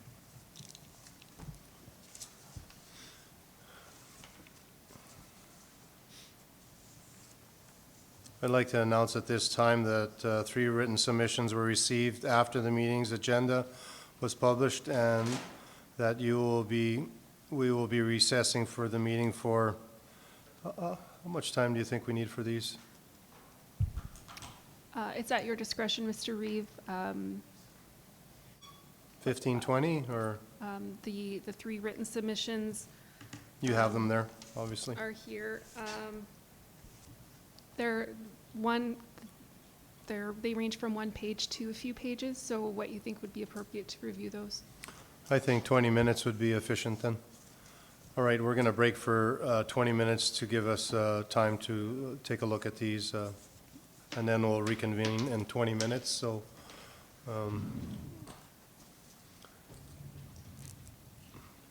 Right around 11 o'clock then? Okay, thank you.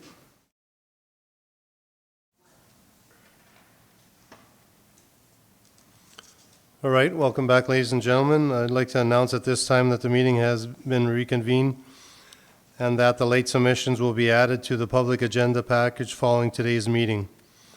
And at this time, I'd like to ask if there's anyone that wishes to speak in support of bylaw number 1832.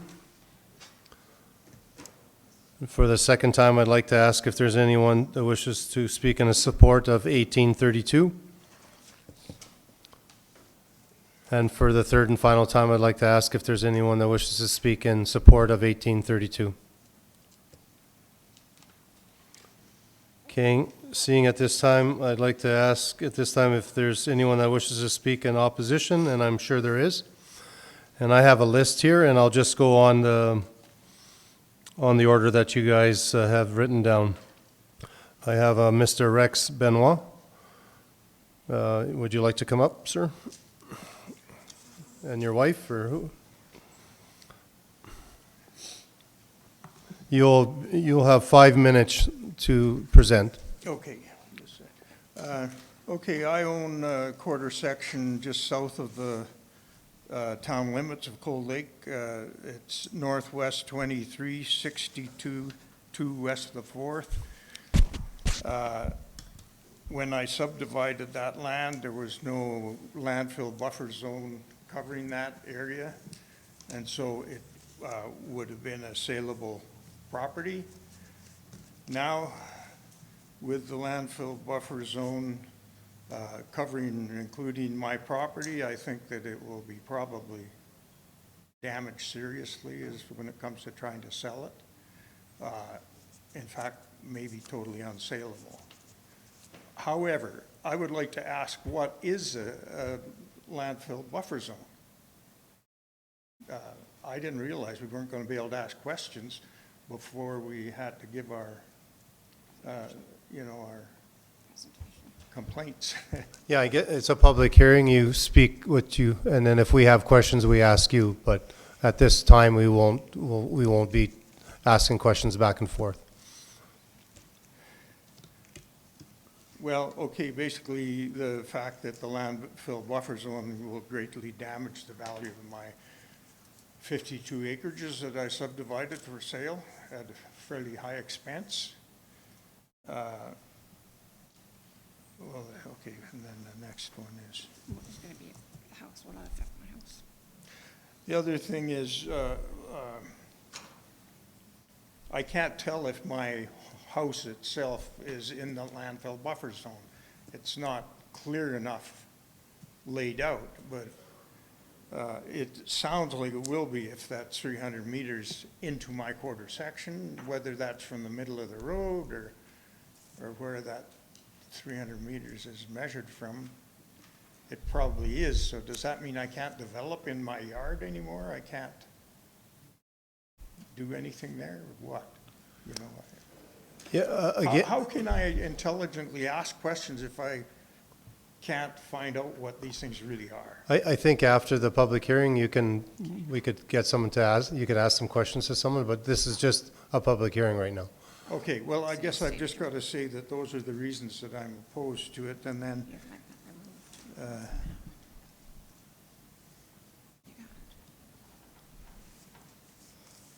you can't do that. Okay, and then, Thank you, Mr. Reeve, members of I council. guess Just- that's my main, Yeah, just 1 second, go ahead. Just for clarity, because it's come up as an issue, the 300 meters is an Alberta Environment provincial setback from any landfill. It's not a municipal, it's buffered on the IDP because it's a provincial requirement.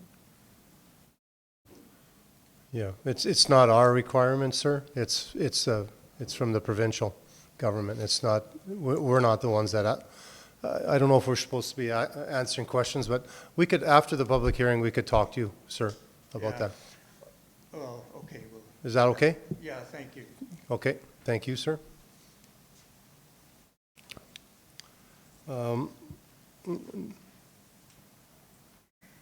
Mr. Huckstep?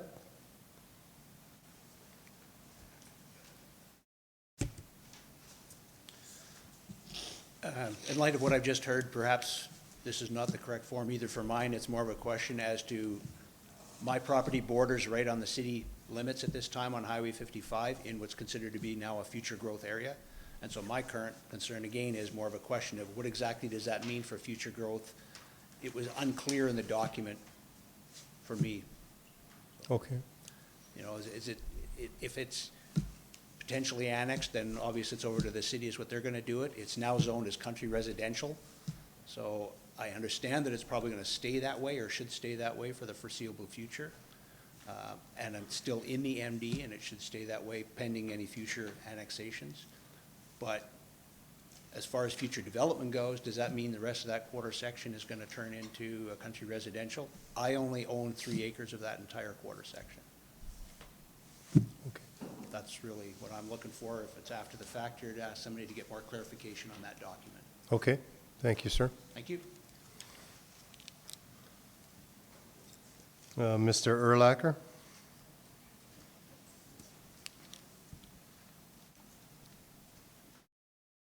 Morning. We're in Morning. the same position as Mr. Huck said. We would like more clarification as to what is happening. Like, our land is now showing as industrial, like we live on there.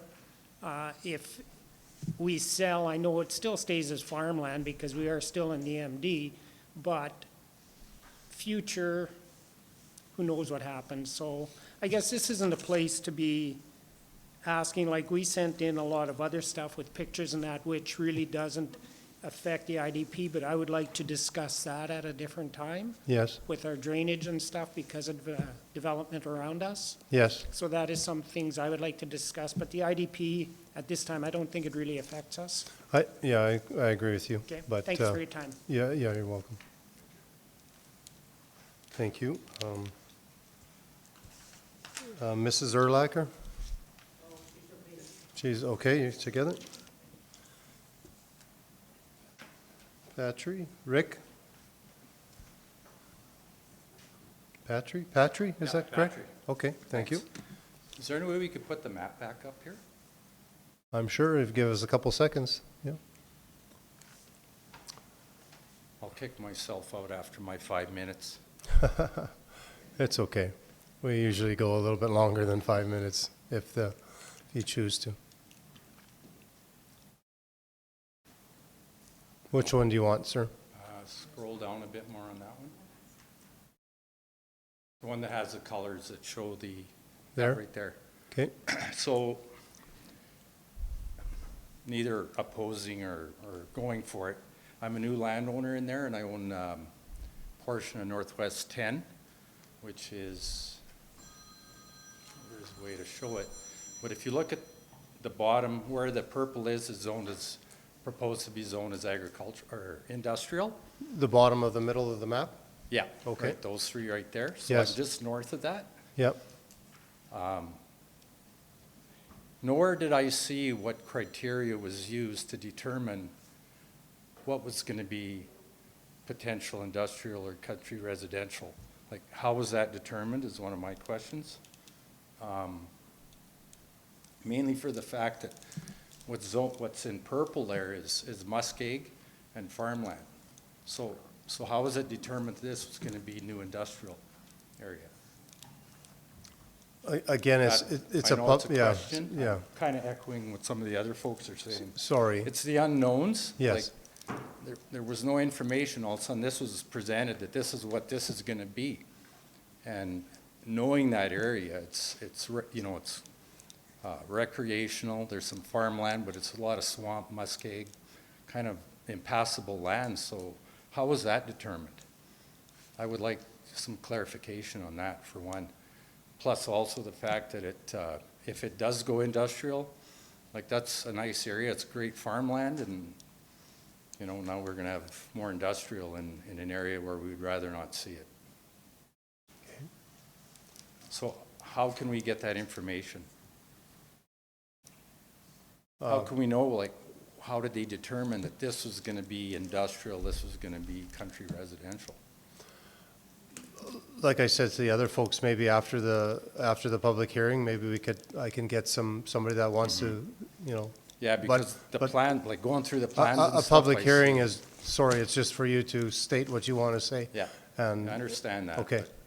but there's too many unknowns, like in this document, there was no, it refers to the fact that the MD wants to provide protection for agricultural land.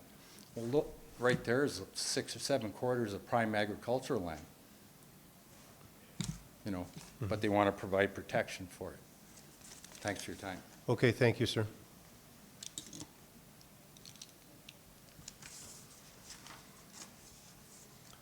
Okay, at this time, I'd like to ask if there's anyone else that wishes to speak in opposition of 1832. And for the third and final time, I'd like to ask if there's anyone that wishes to speak in opposition of 1832. Okay, seeing none. Does the applicant have any rebuttal?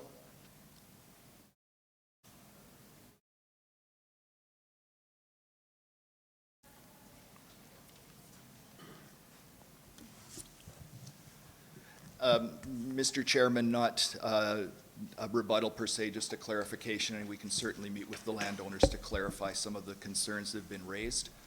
And Mr. Purich is available to speak to the engagement process and the notification process that was undertaken for some clarifications. Okay.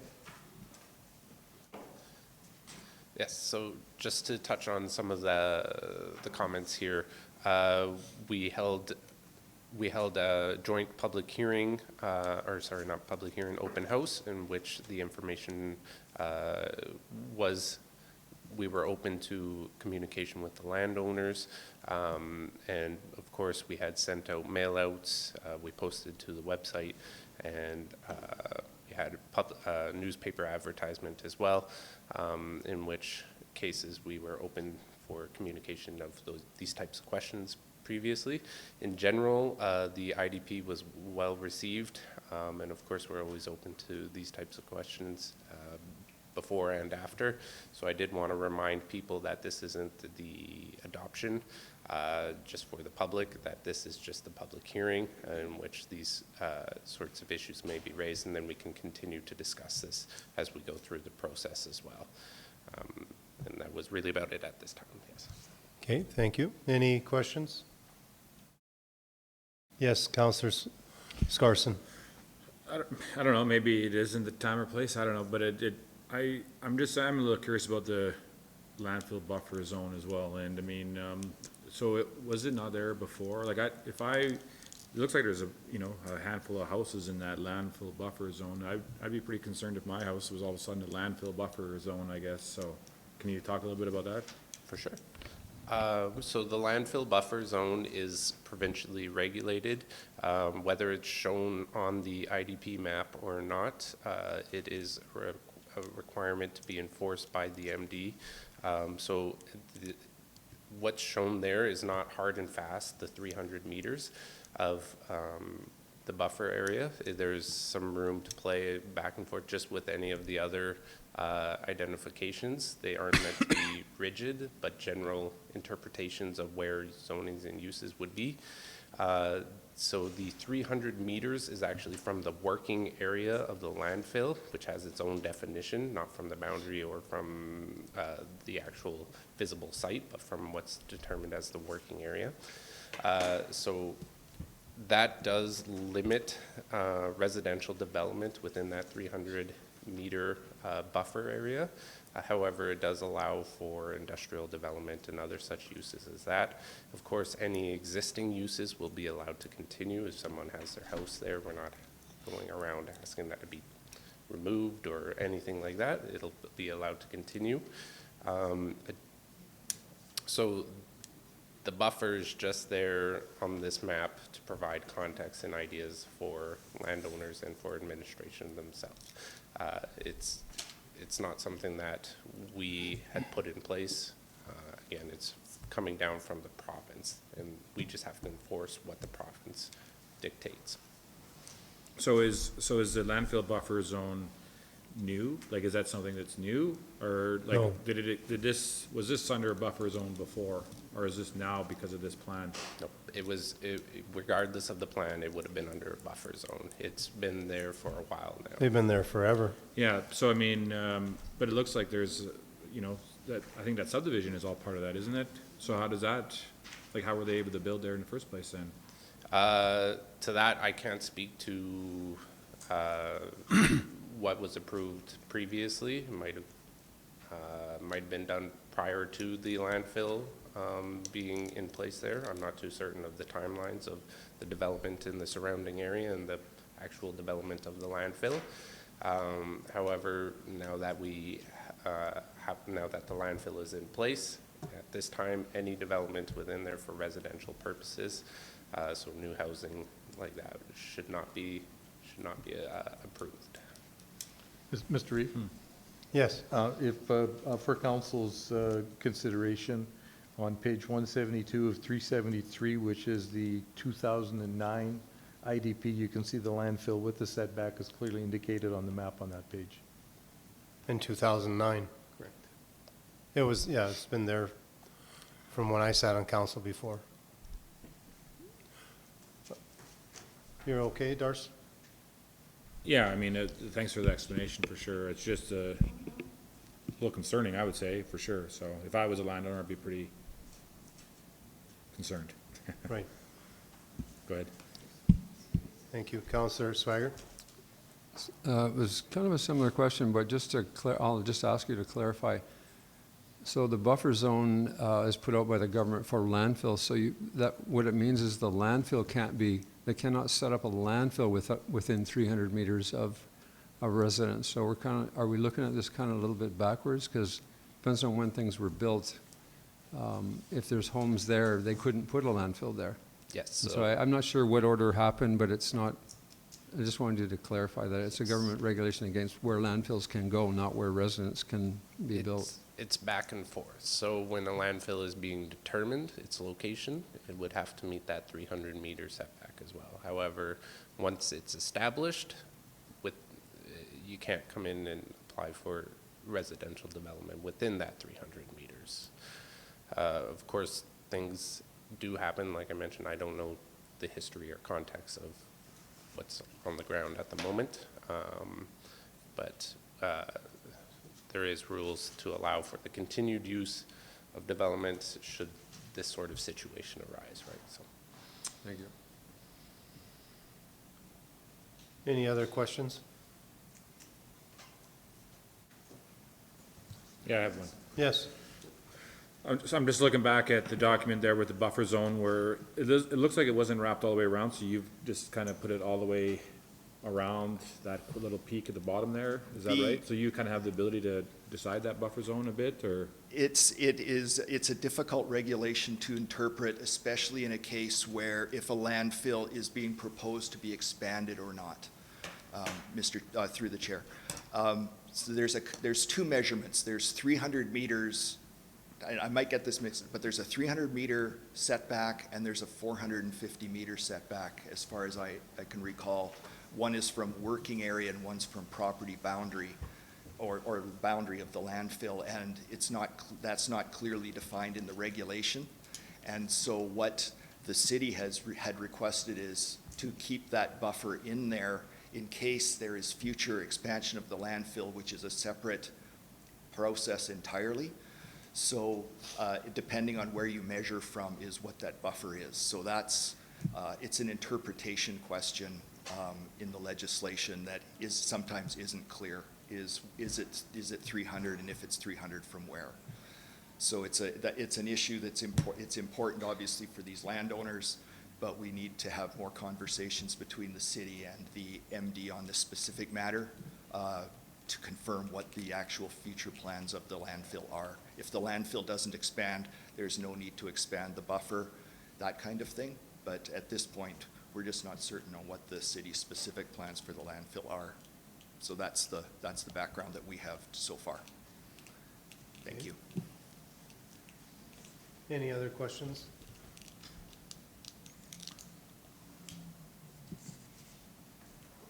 Okay, I'm looking for a motion to close public hearing.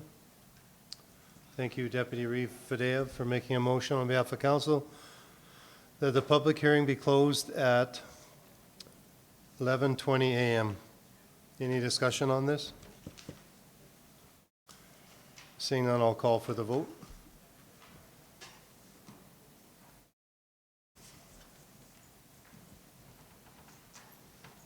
Carried. Thank you. Sorry? Yeah. Can we go? Yeah, go ahead. Mr. Members of Council, I'd suggest that if the residents who have questions, Scott and the consultant are We here. have a room, or go in the back here? Just grab the, that open, small boardroom and pepper Scott with questions. Yeah, thank you, everybody, for coming in today.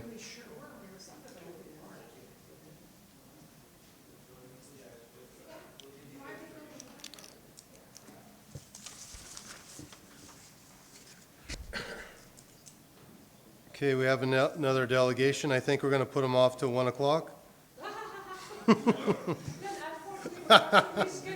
All right, come on up. It's not funny till somebody gets hurt.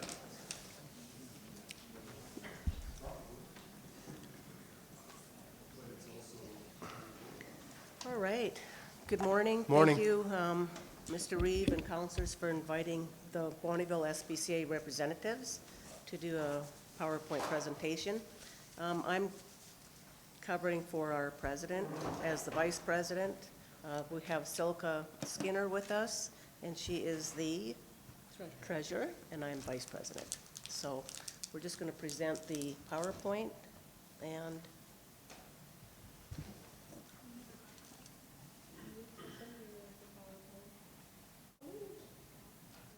we might not be presenting a PowerPoint.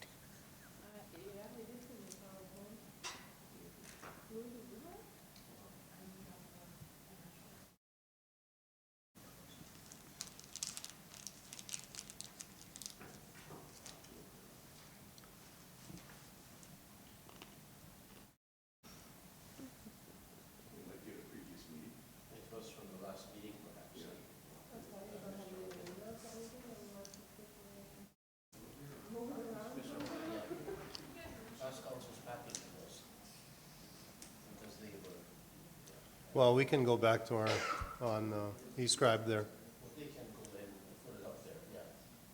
Just give him a few minutes. Sure. You guys got bumped last meeting, right? Or two meetings ago? Exactly.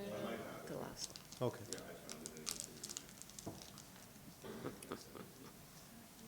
So I was already nervous. Now I'm really nervous. I'll be nervous if we can't find it. But at least we're not alone being nervous then.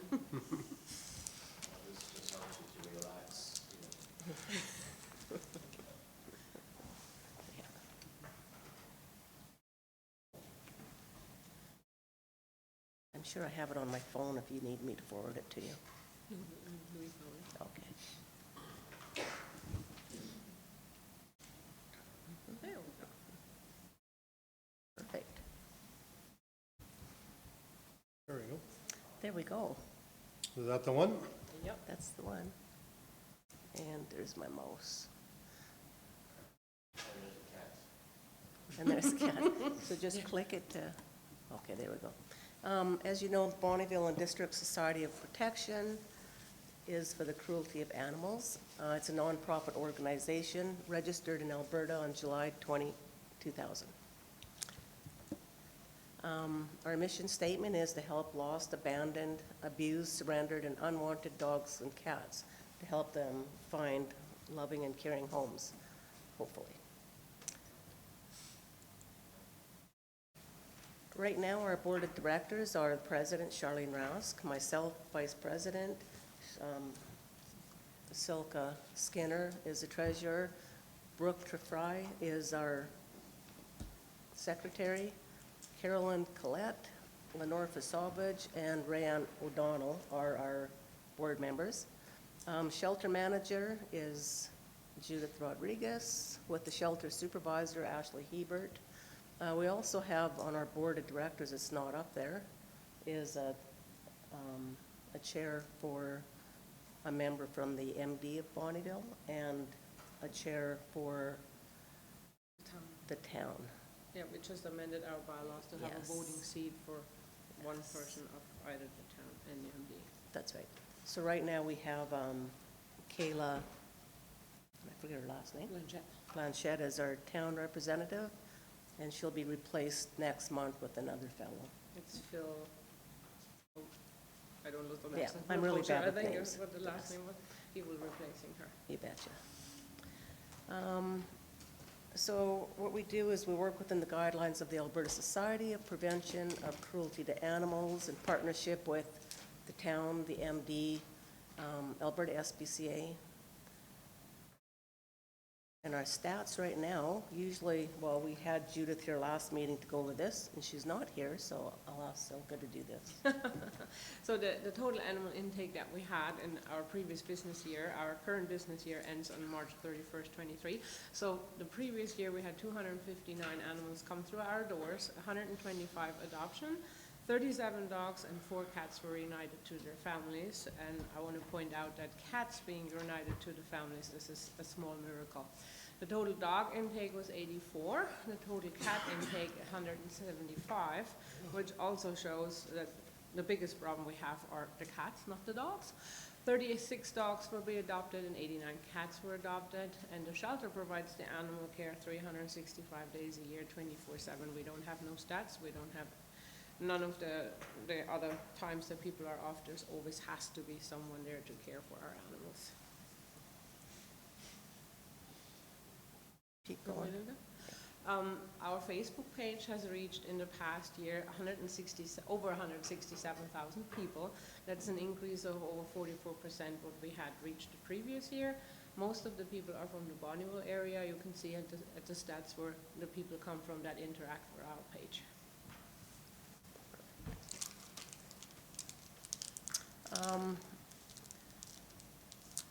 In honor, like it says, good friend, supporter, and former executive, who was our president, was Erwin Thompson. So we do have a site set up where donations are put towards Erwin's pet project for cat neutering, not neutering and spading. Yeah, and Dave Hutton passed away. as well, and his family requested that any donations in his memory also go to Urban's Pet Project for having funds for us for spay and neuter. And right now, I think we have, how much sitting for those two? I think we're around between $3,500 and $4,000 at the moment. So that is good for some funds coming in. So for funding, we do fundraisers. The casino every second year, hopefully again this year, in Fort McMurray, I believe. Yep. Raise the Wolf, we have in September. We had a great turnout this past year. We weren't able to do it for 2 years in a row because of COVID, of course. Social media requests, I'm not sure what that is exactly. Adoption fees and surrender fees, kennel fees from the town and the MD. We get $50,000 per year from the town and $50,000 a year from the MD. And of course, donations that are given to us by the community.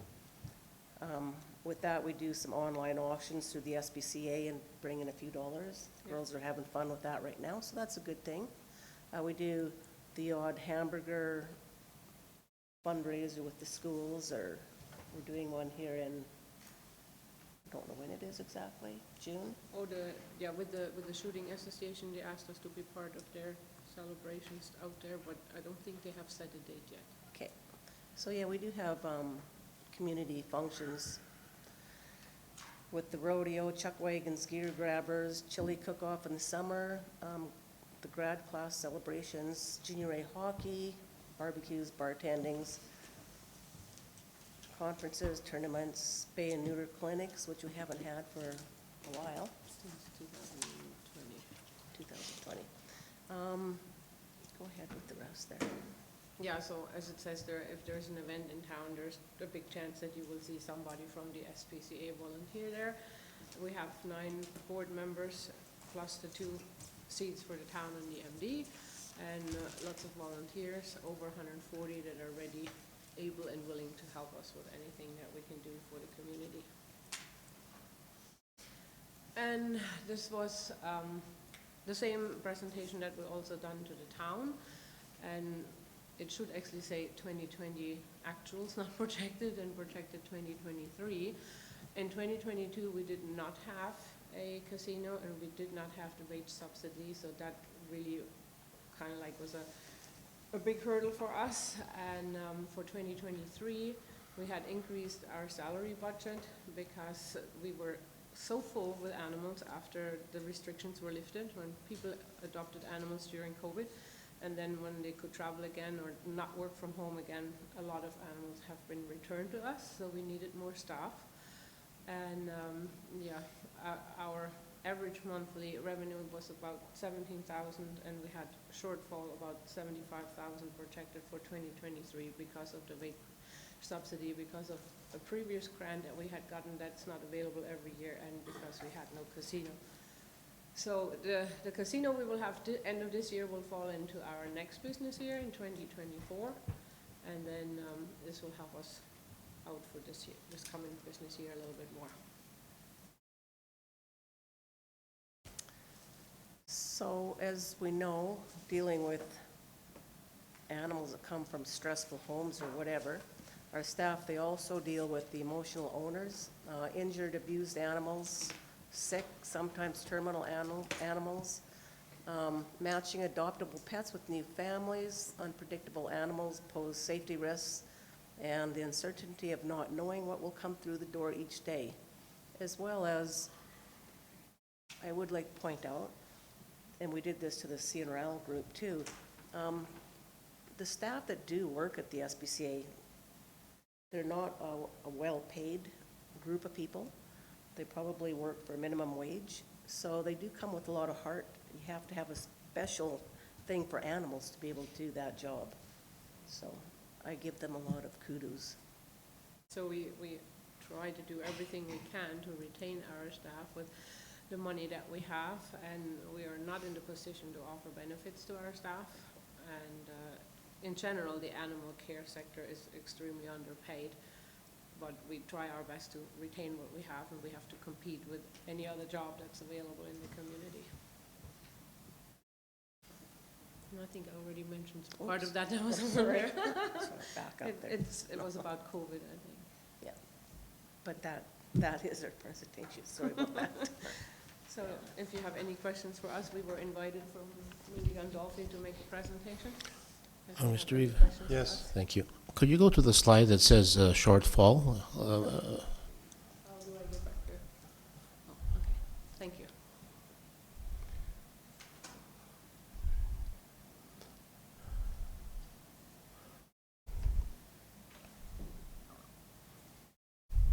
Because it says there, Mr. Reeve, monthly operating is 18,005 and monthly revenue is 21. So that's not a shortfall, it would be a surplus, right? Yeah, you're right. If you subtract 21,984 minus 18,504, I don't know what happened there. because there's more revenue than operating, isn't there? Yeah, that is true, you're right. I don't know what happened on that slide then. Because we definitely had issues with shortfall. But I can go over that again and send you an updated one.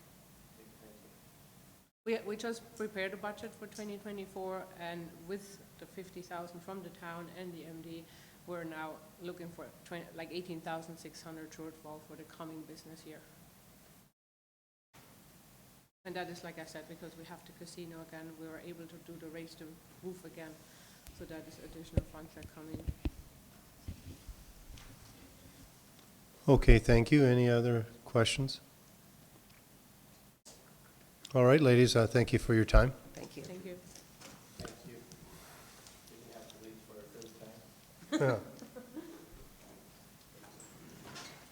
Just looking for a motion now, gentlemen, for information. Yeah, Councillor Crick? Okay, thank you, Councillor Crick, for making a motion on behalf of council that council accepts a presentation by the Bonneville and District Society for Prevention of Cruelty to Animals. We all know it as the SPCA as information. Any discussion on this? Okay, I'll call for the vote.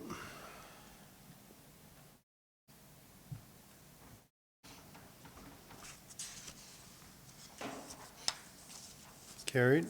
Thank you.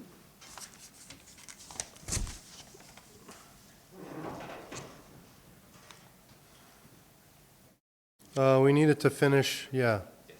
Okay. For the third time.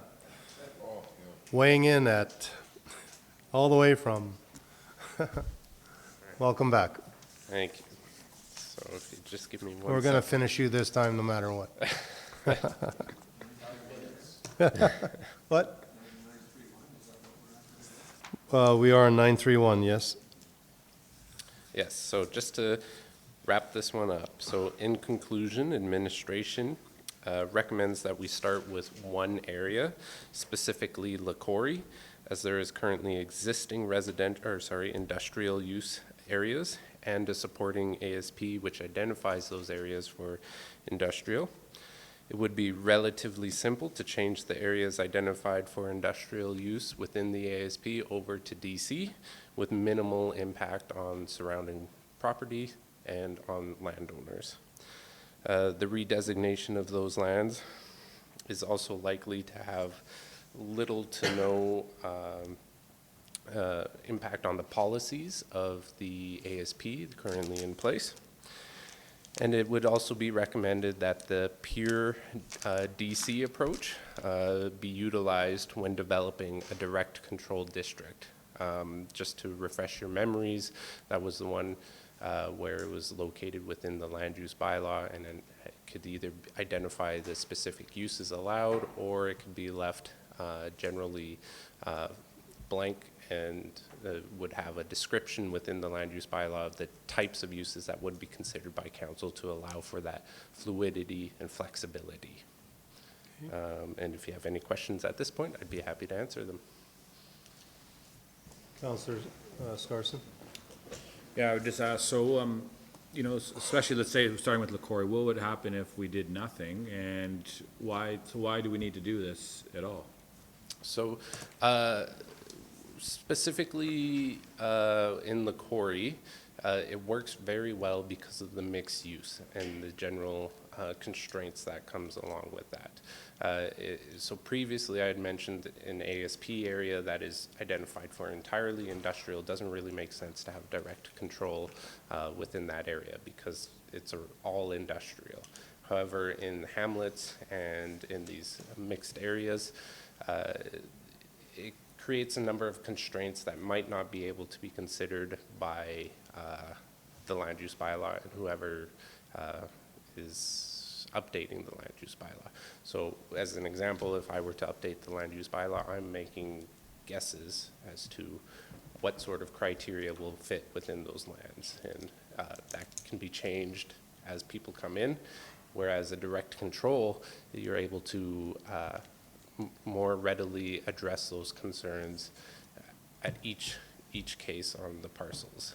So that's really the purpose of direct control districts, is to kind of give it a little bit more fluidity, a little bit more flexibility to address concerns at a specific like land parcel level for case-by-case basis.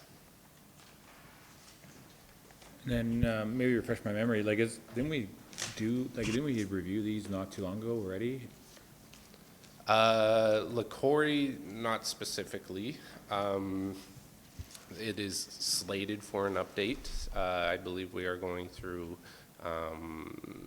10 in total, and we've done 2 so far. So as an example, Cherry Grove was one of them that we did do the update, and that, if you recall, just the southern portion is identified for industrial. That was added in the update. So Yeah, I mean, like maybe 3 years ago or so.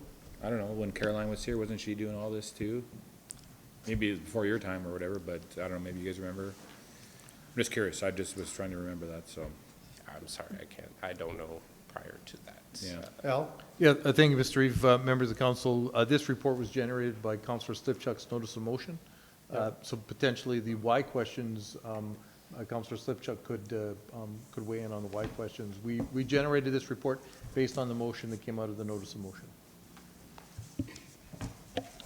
So it was so that we can enhance development and shorten issues with the developers to come into direct control, and then your homeowners nearby will know that what the issue, like it's industrial area and there's going to be industrial, like the noise or anything like that. They can't be always bugging the industrial. This is to promote development for us, with new development coming in, hopefully other opportunities is why we were looking for it. Is that Sorry. correct?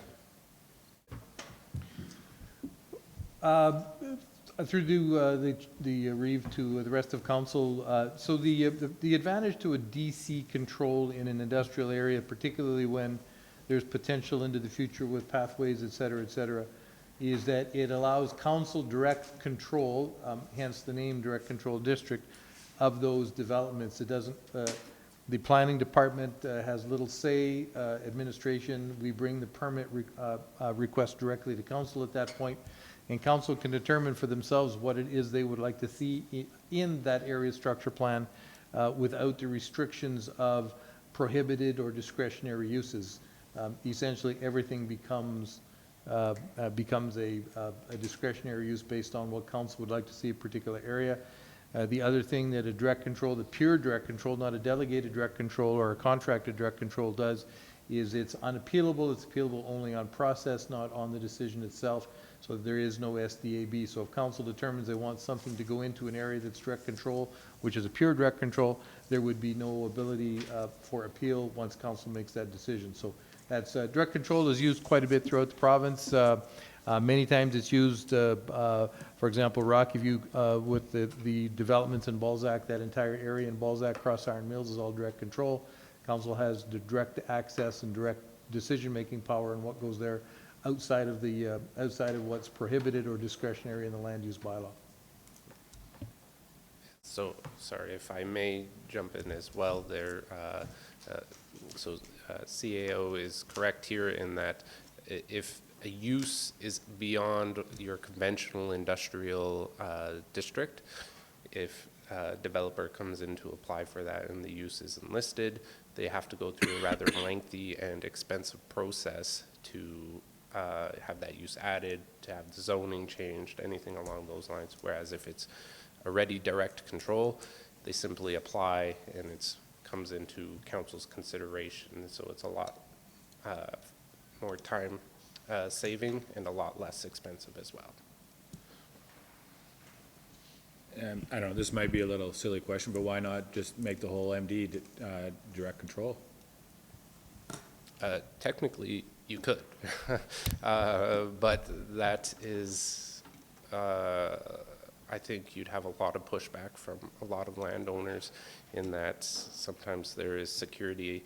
So as I mentioned, in an area that's an area structure plan that's purely direct control, developers know what they're coming, or sorry, are purely industrial. Developers know what they're coming in. They know what can be approved within that area, right? And so they'll, that would make the process relatively easy to fit into this already dictated uses and development and standards. Whereas under direct control, they would have to come in and apply each time to council.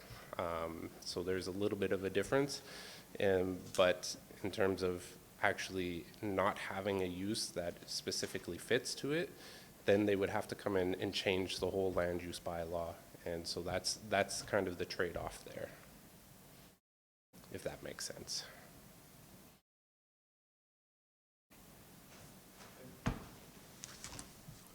All right. Thank you. Any other questions? No, just looking for a motion then. You're finished, correct? Yes. Yes.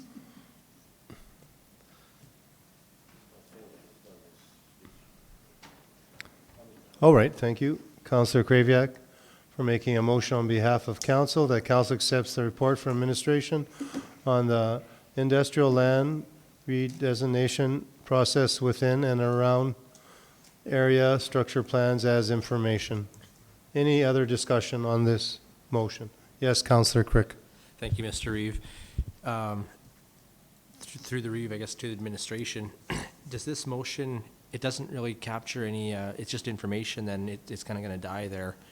So, and I'm looking at all three options on the council list. They're prepared by administration. I don't see any option that really directs administration to proceed further with this, to actually go ahead and start the process of developing a DC district where we can encourage industrial development or commercial developments as well. So I'm not sure that option, that motion, Mr. Kraviak, is the right one to make, but I don't, maybe our CAO can speak to that. Thank you. Through the Reeve to council, you are correct. This motion, we will sit and go in basically in neutral, waiting for further direction from council. If council wants something specific to happen, I think motion number 3, the council will direct administration to begin the redesignation of industrial lands district to direct control districts located at. So option 3 was an option for council to choose and then just tell us where. Our recommendation, I believe, in Mr. Perch's presentation already was LaCorey. So there is that option, but this current motion that's on the board will have us doing, it's just you received it for information and we'll stand by to stand by.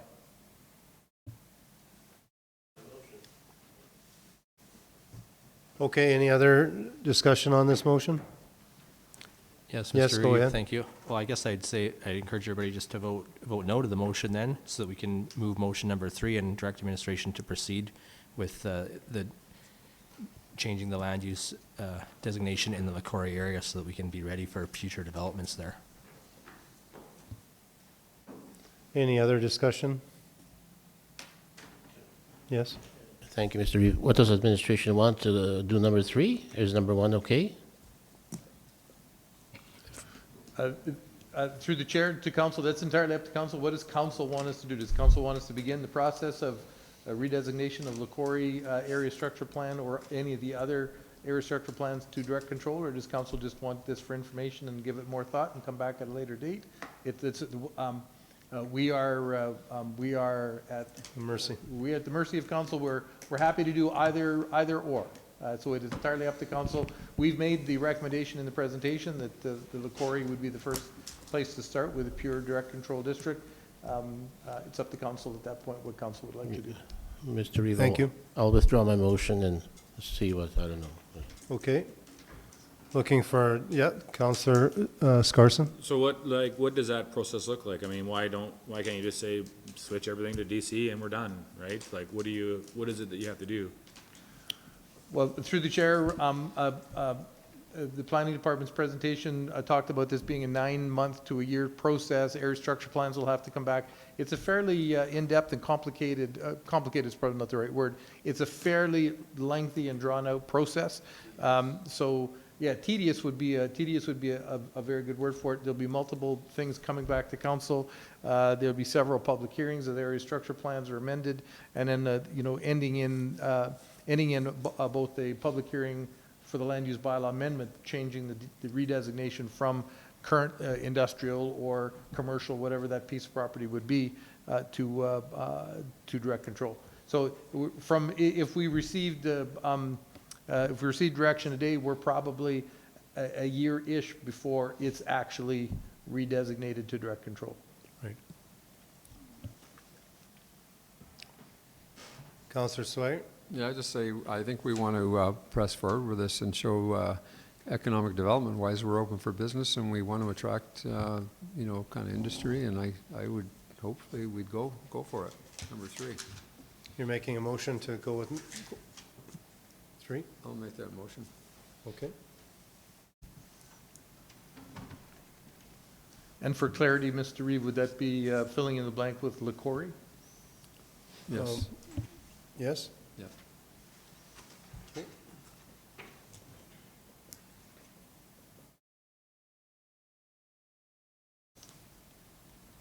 All right, thank you, Councillor Swaggart, for making a motion on behalf of council. The council directs administration to begin the redesignation of industrial land districts to direct control districts located at LaCorey. Any discussion on this motion?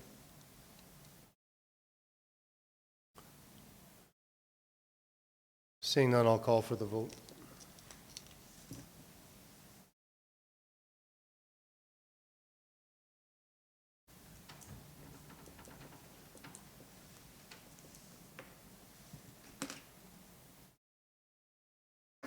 That's carried.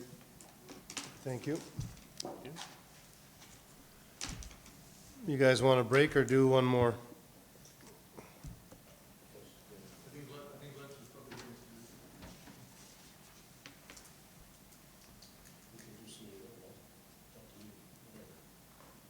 Okay, let's do one more. 9.4.1. Thank you, Mr. Reeve. Members of Council, 9.4.1 is on regarding the scheduling of the April regular council meetings. Administration is proposing an amendment to the schedule for regular meetings of council for April. When council approved the scheduling of regular meetings of council in October of 2022, a short list of meetings were canceled due to the anticipation of council attending certain scheduled events and not being able to make quorum for those meetings. This included the regular meeting of council on April 11th due to the scheduled annual Alberta Economic Development Leaders Summit and Conference, which is included in policy number 1.003 as one of the events that members of council may choose to attend without requiring council approval. To date, no members of council have registered for this event, and registration is now closed. Additionally, multiple members of administration will be away the week of April 24th, and as such, administration is proposing to schedule a regular meeting of council for April 11th, 2023, and cancel the meeting currently scheduled for April 25th, 2023. The recommended action is that council approves scheduling a regular meeting of council for Tuesday, April 11th, 2023, and furthermore, the council approves the cancellation of the regular meeting of council scheduled for Tuesday, April 25th, 2023. Thank you. Just looking for a motion, gentlemen. So what's going on? Like, why is council or staff all gone that other week? There is, through the Reeve to Councillor Scarson, there's multiple conferences taking place that week in April. I'll be away, Ms. Kiemba will be away, Ms. Severin will be away, one other, Colleen will be a member of Stephanie's staff, will be with Stephanie at the, I think it's the it's the municipal clerk conference. So it's just a bunch of things just happened that week. We could still, if council still wants that meeting to continue, we could still figure out how to do it, but there will be a significant gap in staff that week. Okay, thank you. Yes, Councillor Crick? I'll make the motion to cancel the 11th or the 25th and have a council meeting on the 11th instead. Okay, thank you, Councillor Crick, for making a motion on behalf of council. The council approves scheduling the regular meeting of council for Tuesday, April 11, 2023, in council chambers, and furthermore, the council approves cancellation of the regular meeting of council scheduled for Tuesday, April 25th, 2023. Any discussion on this motion? Seeing none, I'll call for the vote.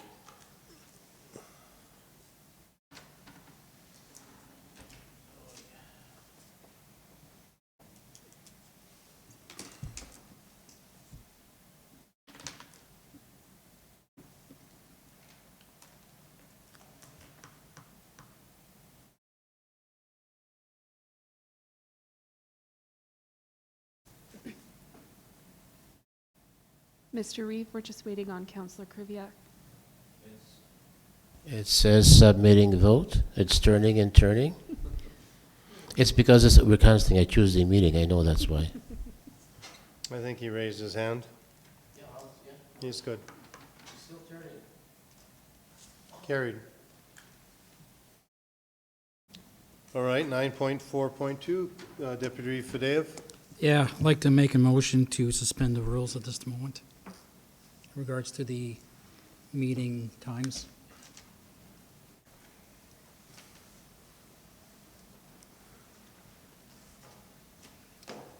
You need to print that up.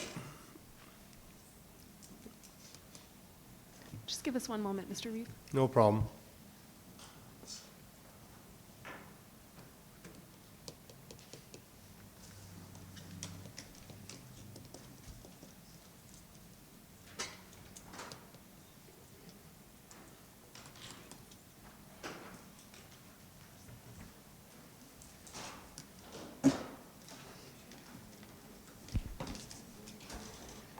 Mr. Reeve? Yes.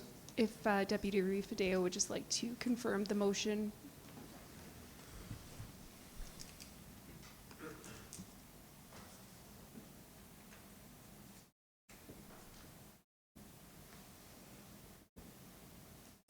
Okay, thank you. Okay, thank you, Deputy Fadeo, for making a motion on behalf of council. The council suspends the rules of bylaw number 1787, procedure bylaw, for the purpose of reconsidering resolution 23.138 from the February 14, 2023, establishing a schedule for regular council and committee of the whole meetings for 2023. Any discussion on this motion?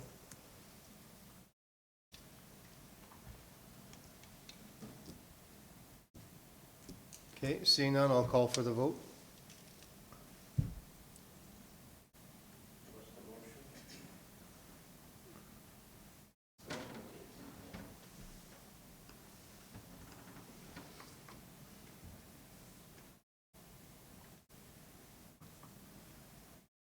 That's carried.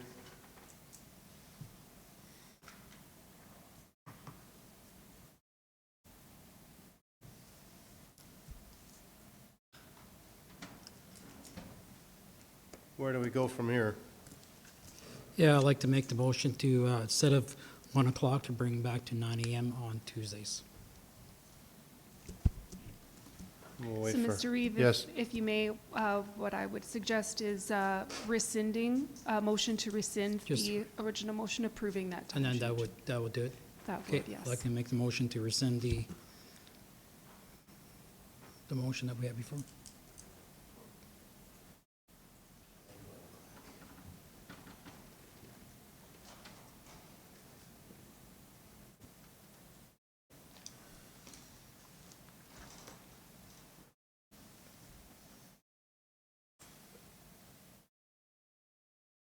Okay, thank you, Deputy Reeve Fadeo, for making a motion on behalf of council. That council rescinds resolution number 23.1 38 from the February 14, 2023 regular meeting of council, changing the start time of the regular council and committee of the whole meetings to 1 p.m. Any discussion on this motion? Yes, Councillor Crick. So just for clarity, a vote in favor of this motion will mean starting at 9 o'clock. That is correct.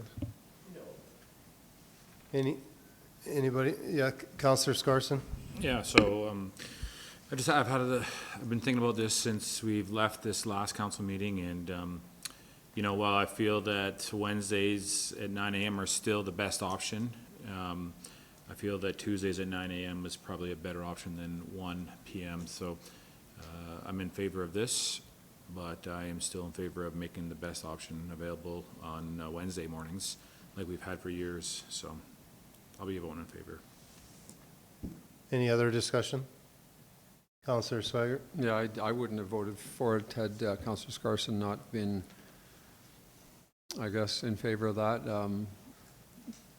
You want to kind of support your own council, and if you had one guy who can't make meetings, didn't want to sort of change things, but if he's willing to go with this, I'm okay with it.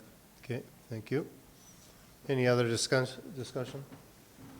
Councillor Kraviak? Yeah, Mr. I just wanted to say that, excuse me, that the Wednesdays work better for me as well, but I'll try to make things work as much as I can. That's all. Thank you.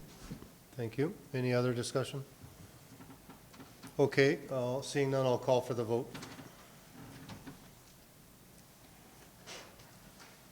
And we're going to break for dinner at this time, or lunch. Yeah? Okay. That's carried. Thank you.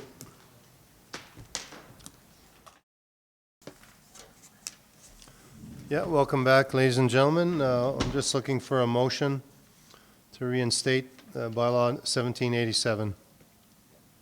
Yes? Thank you, Councillor Crick, for making a motion that council reinstates the rules of bylaw number 1787, procedure bylaw, effective immediately. Any discussion on this motion? Seeing none, I'll call for the vote.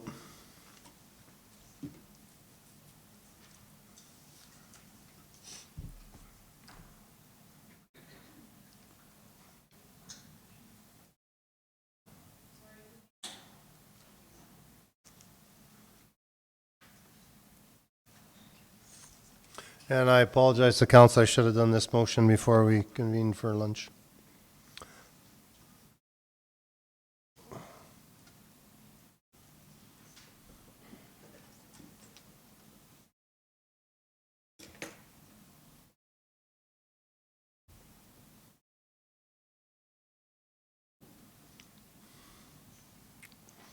Thank you, that's carried. On to 9.5.1, addition.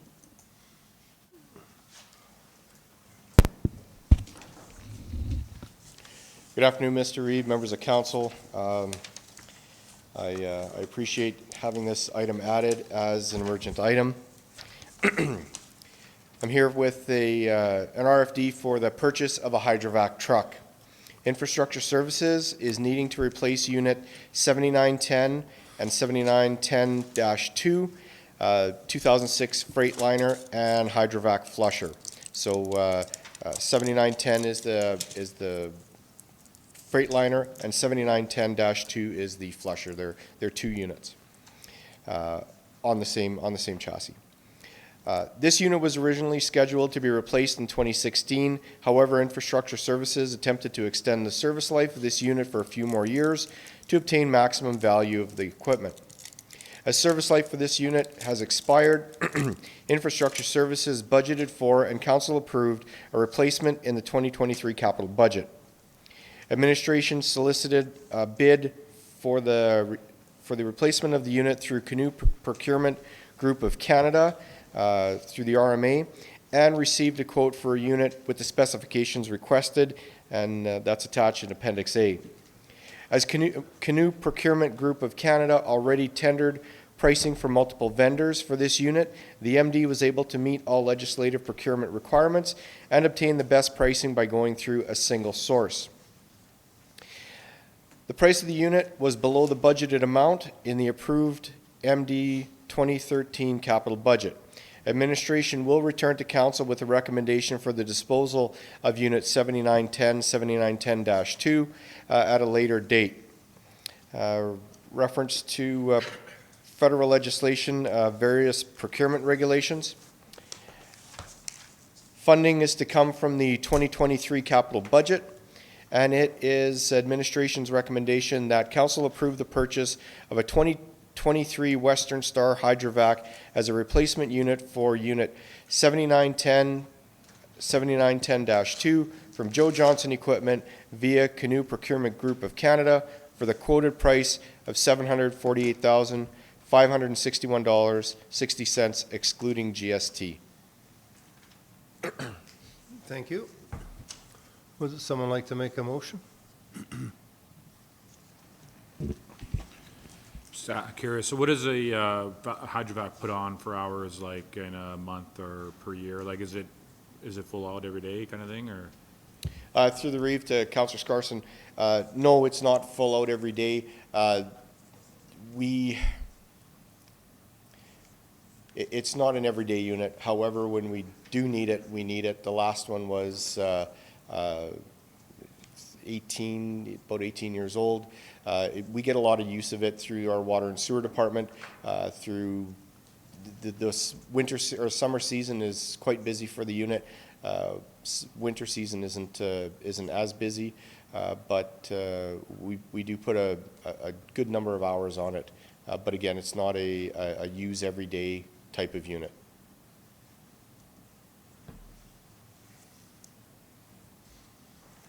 Any other questions or comments, or someone like to make a motion?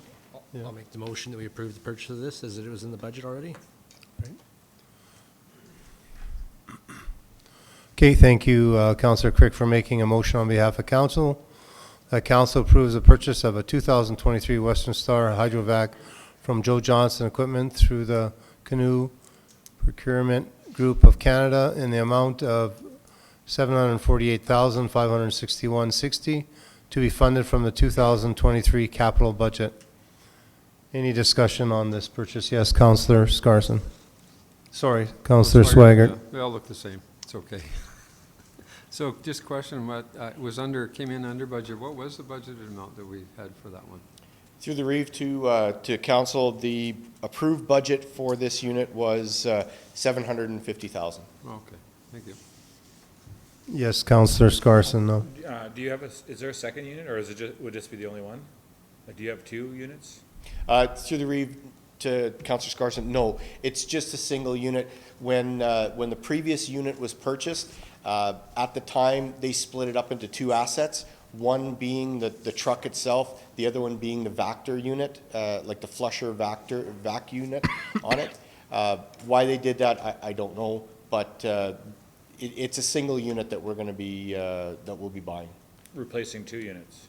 No, just one. Replacing 1 unit for 1 unit, but like I said, the asset, when it was purchased, it was split into 2. It was 1 unit, but they split it with the powered unit, like the truck itself, chassis being 1 unit, the vacuum unit being the second. Yeah, so it's replacing those 2? Correct. And you don't have another hydrovac unit? No, Okay. we only have 1 hydrovac unit. This is it. And like I said, we tried to get a little bit of extended life out of it. It's come to the point where it's spending a lot of time in the shop, so. Any other discussion? Okay, seeing none, I'll call for the vote.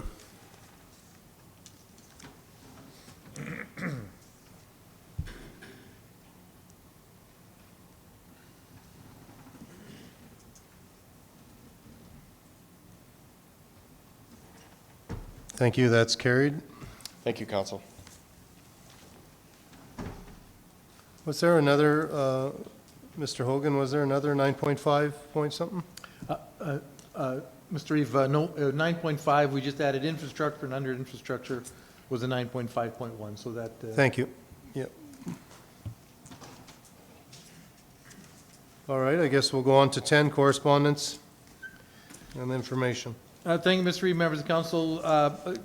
Not a lot in the correspondence. One thing I would point out to council is the request from Go East for a letter of support. They've sent the template. There is no financial contribution required by the MD. It's just a request for us to support their application for a grant of $100,000. So if council's fine with that, we'll have that letter prepared for the Reeve signature. Other than that, the correspondence is pretty straightforward this month. Did we do that already? We already, yeah, it's good. Okay. It's done already. It's done already? Yeah. I didn't realize that. Okay, Okay. thank you. It was just done in between, during the meeting here. Okay. Okay. Sorry? Well, all I know is I just signed the paper. Yeah. And the other piece of correspondence, I thought it was from the minister, however, is the declaration. And if the Reeve would like to make the declaration that in honor of the past, present, future contributions of the seniors, declaring June 5th to 11th to be Seniors Week. So if council is interested in that and the Reeve is interested in that. Yeah, that, sure. I didn't realize that was from, I know the minister did it. I wasn't sure what our participation would be.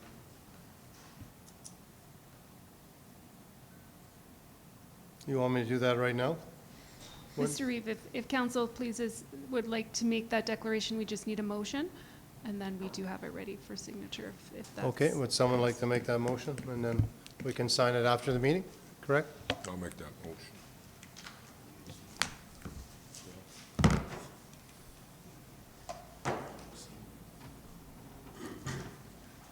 Are you of age to make a senior motion? What's that?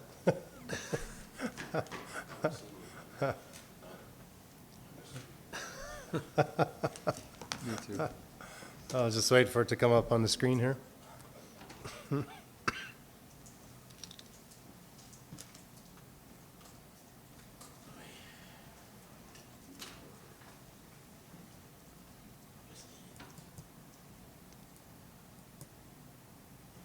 All right, thank you. Moved by Councillor Slipchik on behalf of council. The council approves the declaration of June 5th to 11th, 2023 as Seniors Week with the Municipal District of Bonnyville.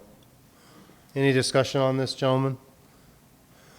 Seeing none, I'll call for the vote.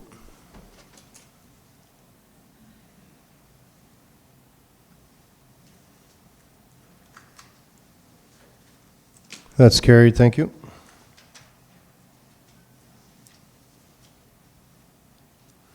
You had anything else, Mr. Hogan, or that's, so we just need a motion for correspondence and information?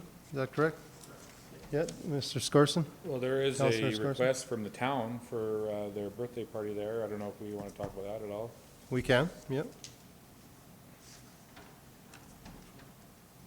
That'd be 10.2, correct? No. I don't know, it's page 245.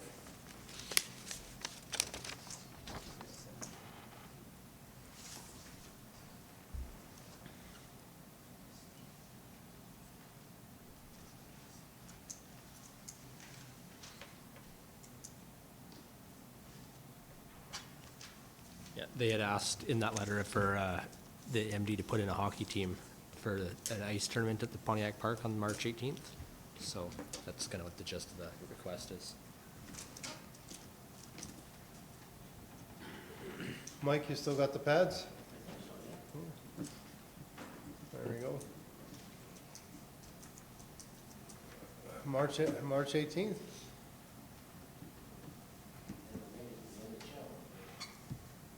Is that outdoors, or are they gonna? Yeah, it's 2 weeks from Saturday. It's part of their 75th anniversary or whatever, and it And sounds who like are- it's a 3-on-3. Who do we have to take on?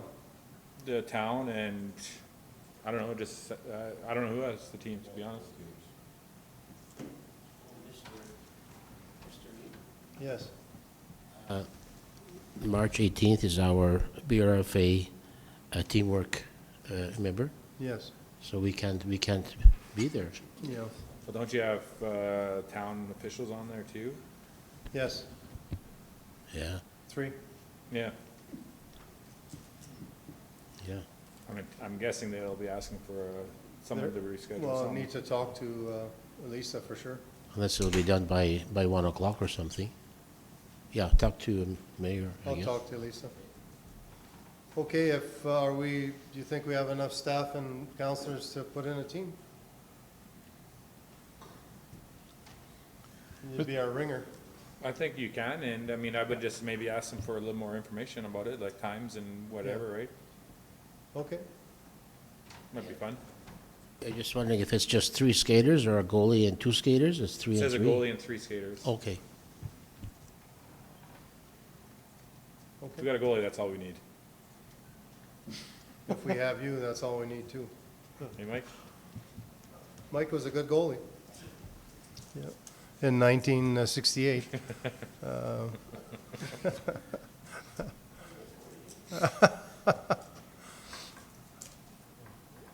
Okay.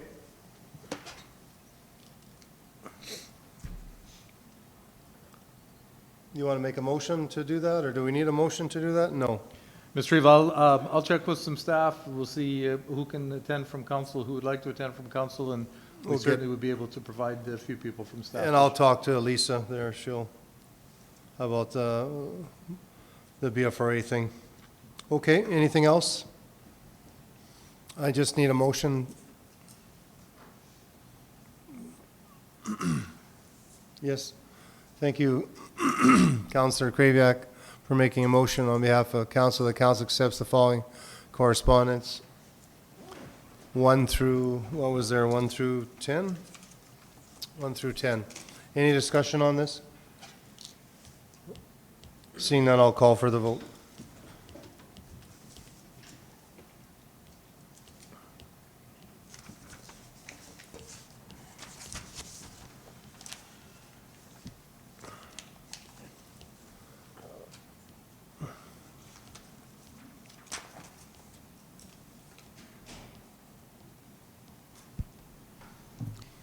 Mr. Reed, Yes. we just show Counselor Swigert is offline, so if he wants to vote manually for this one. Would you like to raise your hand, Councillor? Yes. That's carried, thank you. I guess we're going on to report of members of council. Whoever would like to start, just go ahead and we'll. Okay. So it was Drive to Strathmore for Alberta Care. So Alberta Care, again, coordinated action for recycling enterprise. They kind of lobby governments and look after as far as kind of environments, and they kind of promote the electronic recycling, different types of environmental issues actually. And so we have tours of landfills and recycling areas, and it's actually really nice to see that. And just a couple of comments. Mayor of Strathmore talked about some of their strategic priorities, and they mentioned a $225 million plant to be built in Strathmore for protein extraction from yellow peas. So, you know, pretty interesting that they can sort of attract that kind of company into their area. They actually have a big solar power array just outside of Strathmore now too, on Highway 1, which was kind of neat to see, a 40 megawatt power array. We had a presentation by SAWA, Southern Alberta Energy from Waste Association, and they've been kind of, that association's been in business for over 15 years trying to get a waste energy plant started. Yeah, it's a multi-million-dollar plant. They've been hauling waste from Banff and Canmore to Camrose for years, but now they found a location for their waste energy system closer to Brooks. Yeah. Anyway, we're hoping, and I kind of pressed them on the point. I said, you've been doing this for 15 years. Hopefully, within a year, you're going to start something. So they're looking for funding. They have a company called Hitachi who actually is willing to build them a waste energy facility. And hopefully that goes off, because there's probably, I don't know, 20 or more municipalities involved in that. They've been hauling waste for years. Presentations by Alberta Plastics Recycling also at that seminar. So of course, you know, there's a kind of a, I'll say kind of a world crisis with all the plastic, but at least now these organizations are able to convince everybody that plastics are a bit of an issue and they got to try to deal with it. So internationally, it's being looked at as a problem. And then we had presentations by ARMA, Alberta Recycling Management Association, and talking about circular economies and just kind of recycling in Alberta and how Alberta actually now signed up for Extended Producer Responsibility Initiative. So they call it EPR, that every other province has already been signed on to. So we're going to learn from the other provinces and figure out how best to recycle all these products that these companies make and make it more of a responsibility of the companies rather than just individuals trying to get rid of waste. So we're looking forward to that happening. And we had a C2 meeting last night. And so maybe just a bit of an update. The Agriplex was like a $1 million project to get that up and running, and it's looks really nice. It's ready to go, but they still have an issue with the fire alarm system. But they've got a kind of a waiver to operate that from the fire marshal for a couple of months, and hopefully we can get it up and running in a couple of months. So, yeah, maybe Reeve wants to talk a bit about it, but thank you.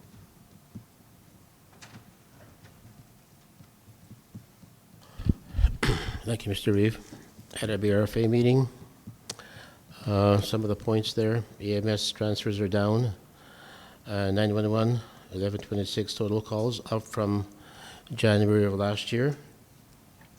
We had the Pumper 51 being delivered to us on February 13th. Several deficiencies, but we do have a 10% holdback. St. Paul RCMP and Fire are having a joint regimental ball, and it's a big day for both of them. For the Fire, it's their 75th anniversary, and for the RCMP, it's their 150th since 1873. Also went to David Beal's retirement luncheon, and that's about all. Thank you. I don't have much to report. All I got is went to the luau on Saturday at St. John's Church. It was at the Beaver River Fish and Game Association. It was a really good turnout, lots of people. They raised money for an organ and for to help other Ukraine families and that. And as well, I went to Lara meeting yesterday. It was a good meeting, and we're going to be having our AGM on March 14th. That's all I got. Thank you. Yeah, same with Strathmore. A couple of things that were kind of neat to see. Leduc, the city of Leduc is actually using AI robotics. So AI prairie robotics to use in their collection of organics. So basically the computer looks at the garbage and sees if it's bad stuff or good stuff, and marks the location and marks a picture of the house and sends them a nice letter saying, you're doing it wrong. So I hope we don't ever see that in the MD Bonneville. But for his judging on Sunday in Ardmore, that was fantastic. It was nice to see the city of Cold Lake there as well as judging, and it's always good to see these future leaders come up. I had a library meeting yesterday, so the keynotes there are they're closing the north office for Easter Saturday. Just they only have one office open, which is the main one, and yeah, that's it. Thank you. Thank you. Yeah, I went to David Beal's retirement party on the 17th. Then on the 22nd, delivered a fire assistance check to a gentleman that had lost his house by Cherry Grove.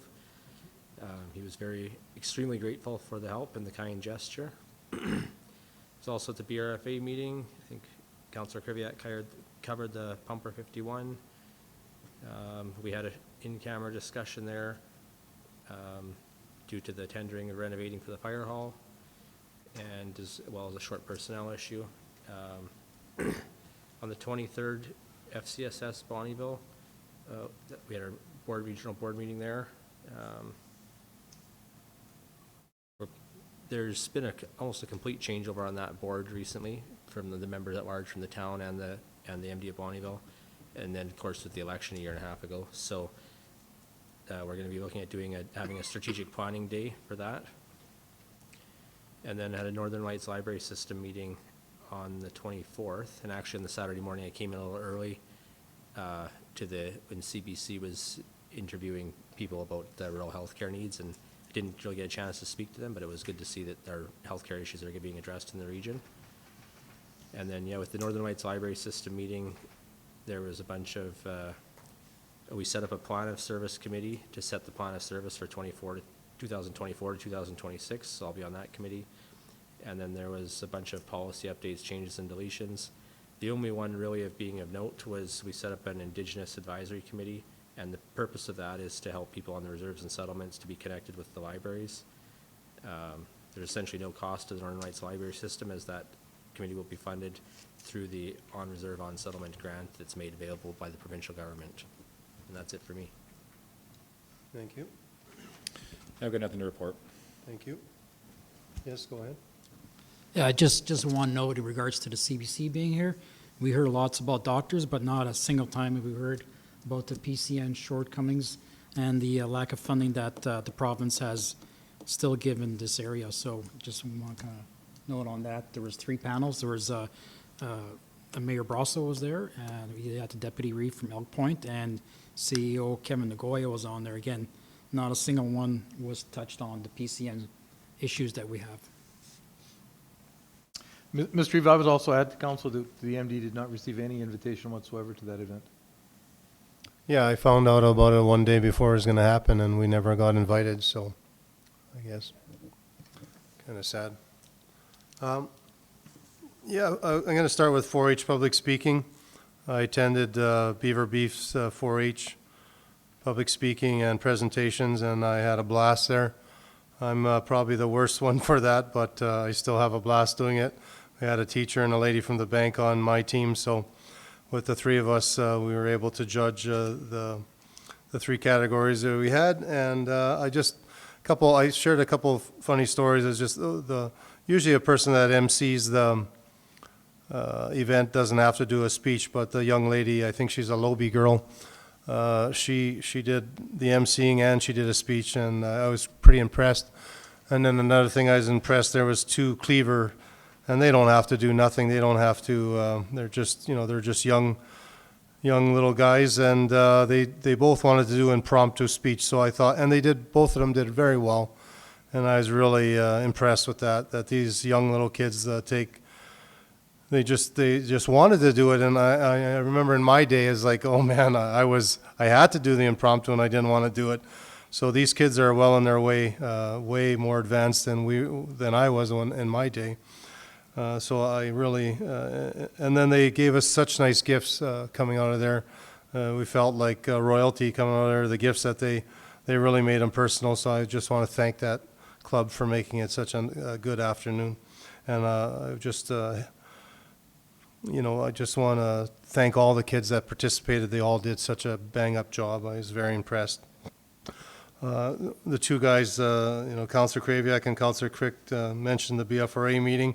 I think they talked about it quite well. And then I was also with Mr. Councillor Swaggart at the C2 meeting the other day, and I was kind of upset that we didn't get this Agriplex on the go, the GenMac building, and I kind of, the last meeting before that, I kind of made it that we need to get this going, because we have this beautiful facility that we've invested in, and it's been sitting for 3 months, so 3 to 4 months. So our GM there, he made some moves, and we got some temporary fix that we can open the thing now. And we went for a little tour. Pretty amazing. It's a beautiful floor that's put in there. You'll be able to play pickleball or basketball, soccer, volleyball, they're thinking of putting batting cages in there. So it's a first-class floor. It's beautiful. It's going to add a lot to our C2 center and free up the field house for a lot of other things. So that's just great that we can start using that. So other than that, everyone else mentioned the rest of what I had to say. So Thank you, council, for that. So at this moment, I need to have a motion to go into closed session. Yes, Councilor Kraviak makes a motion to go into closed session. Any discussion on that? Seeing none, I'll call for the vote.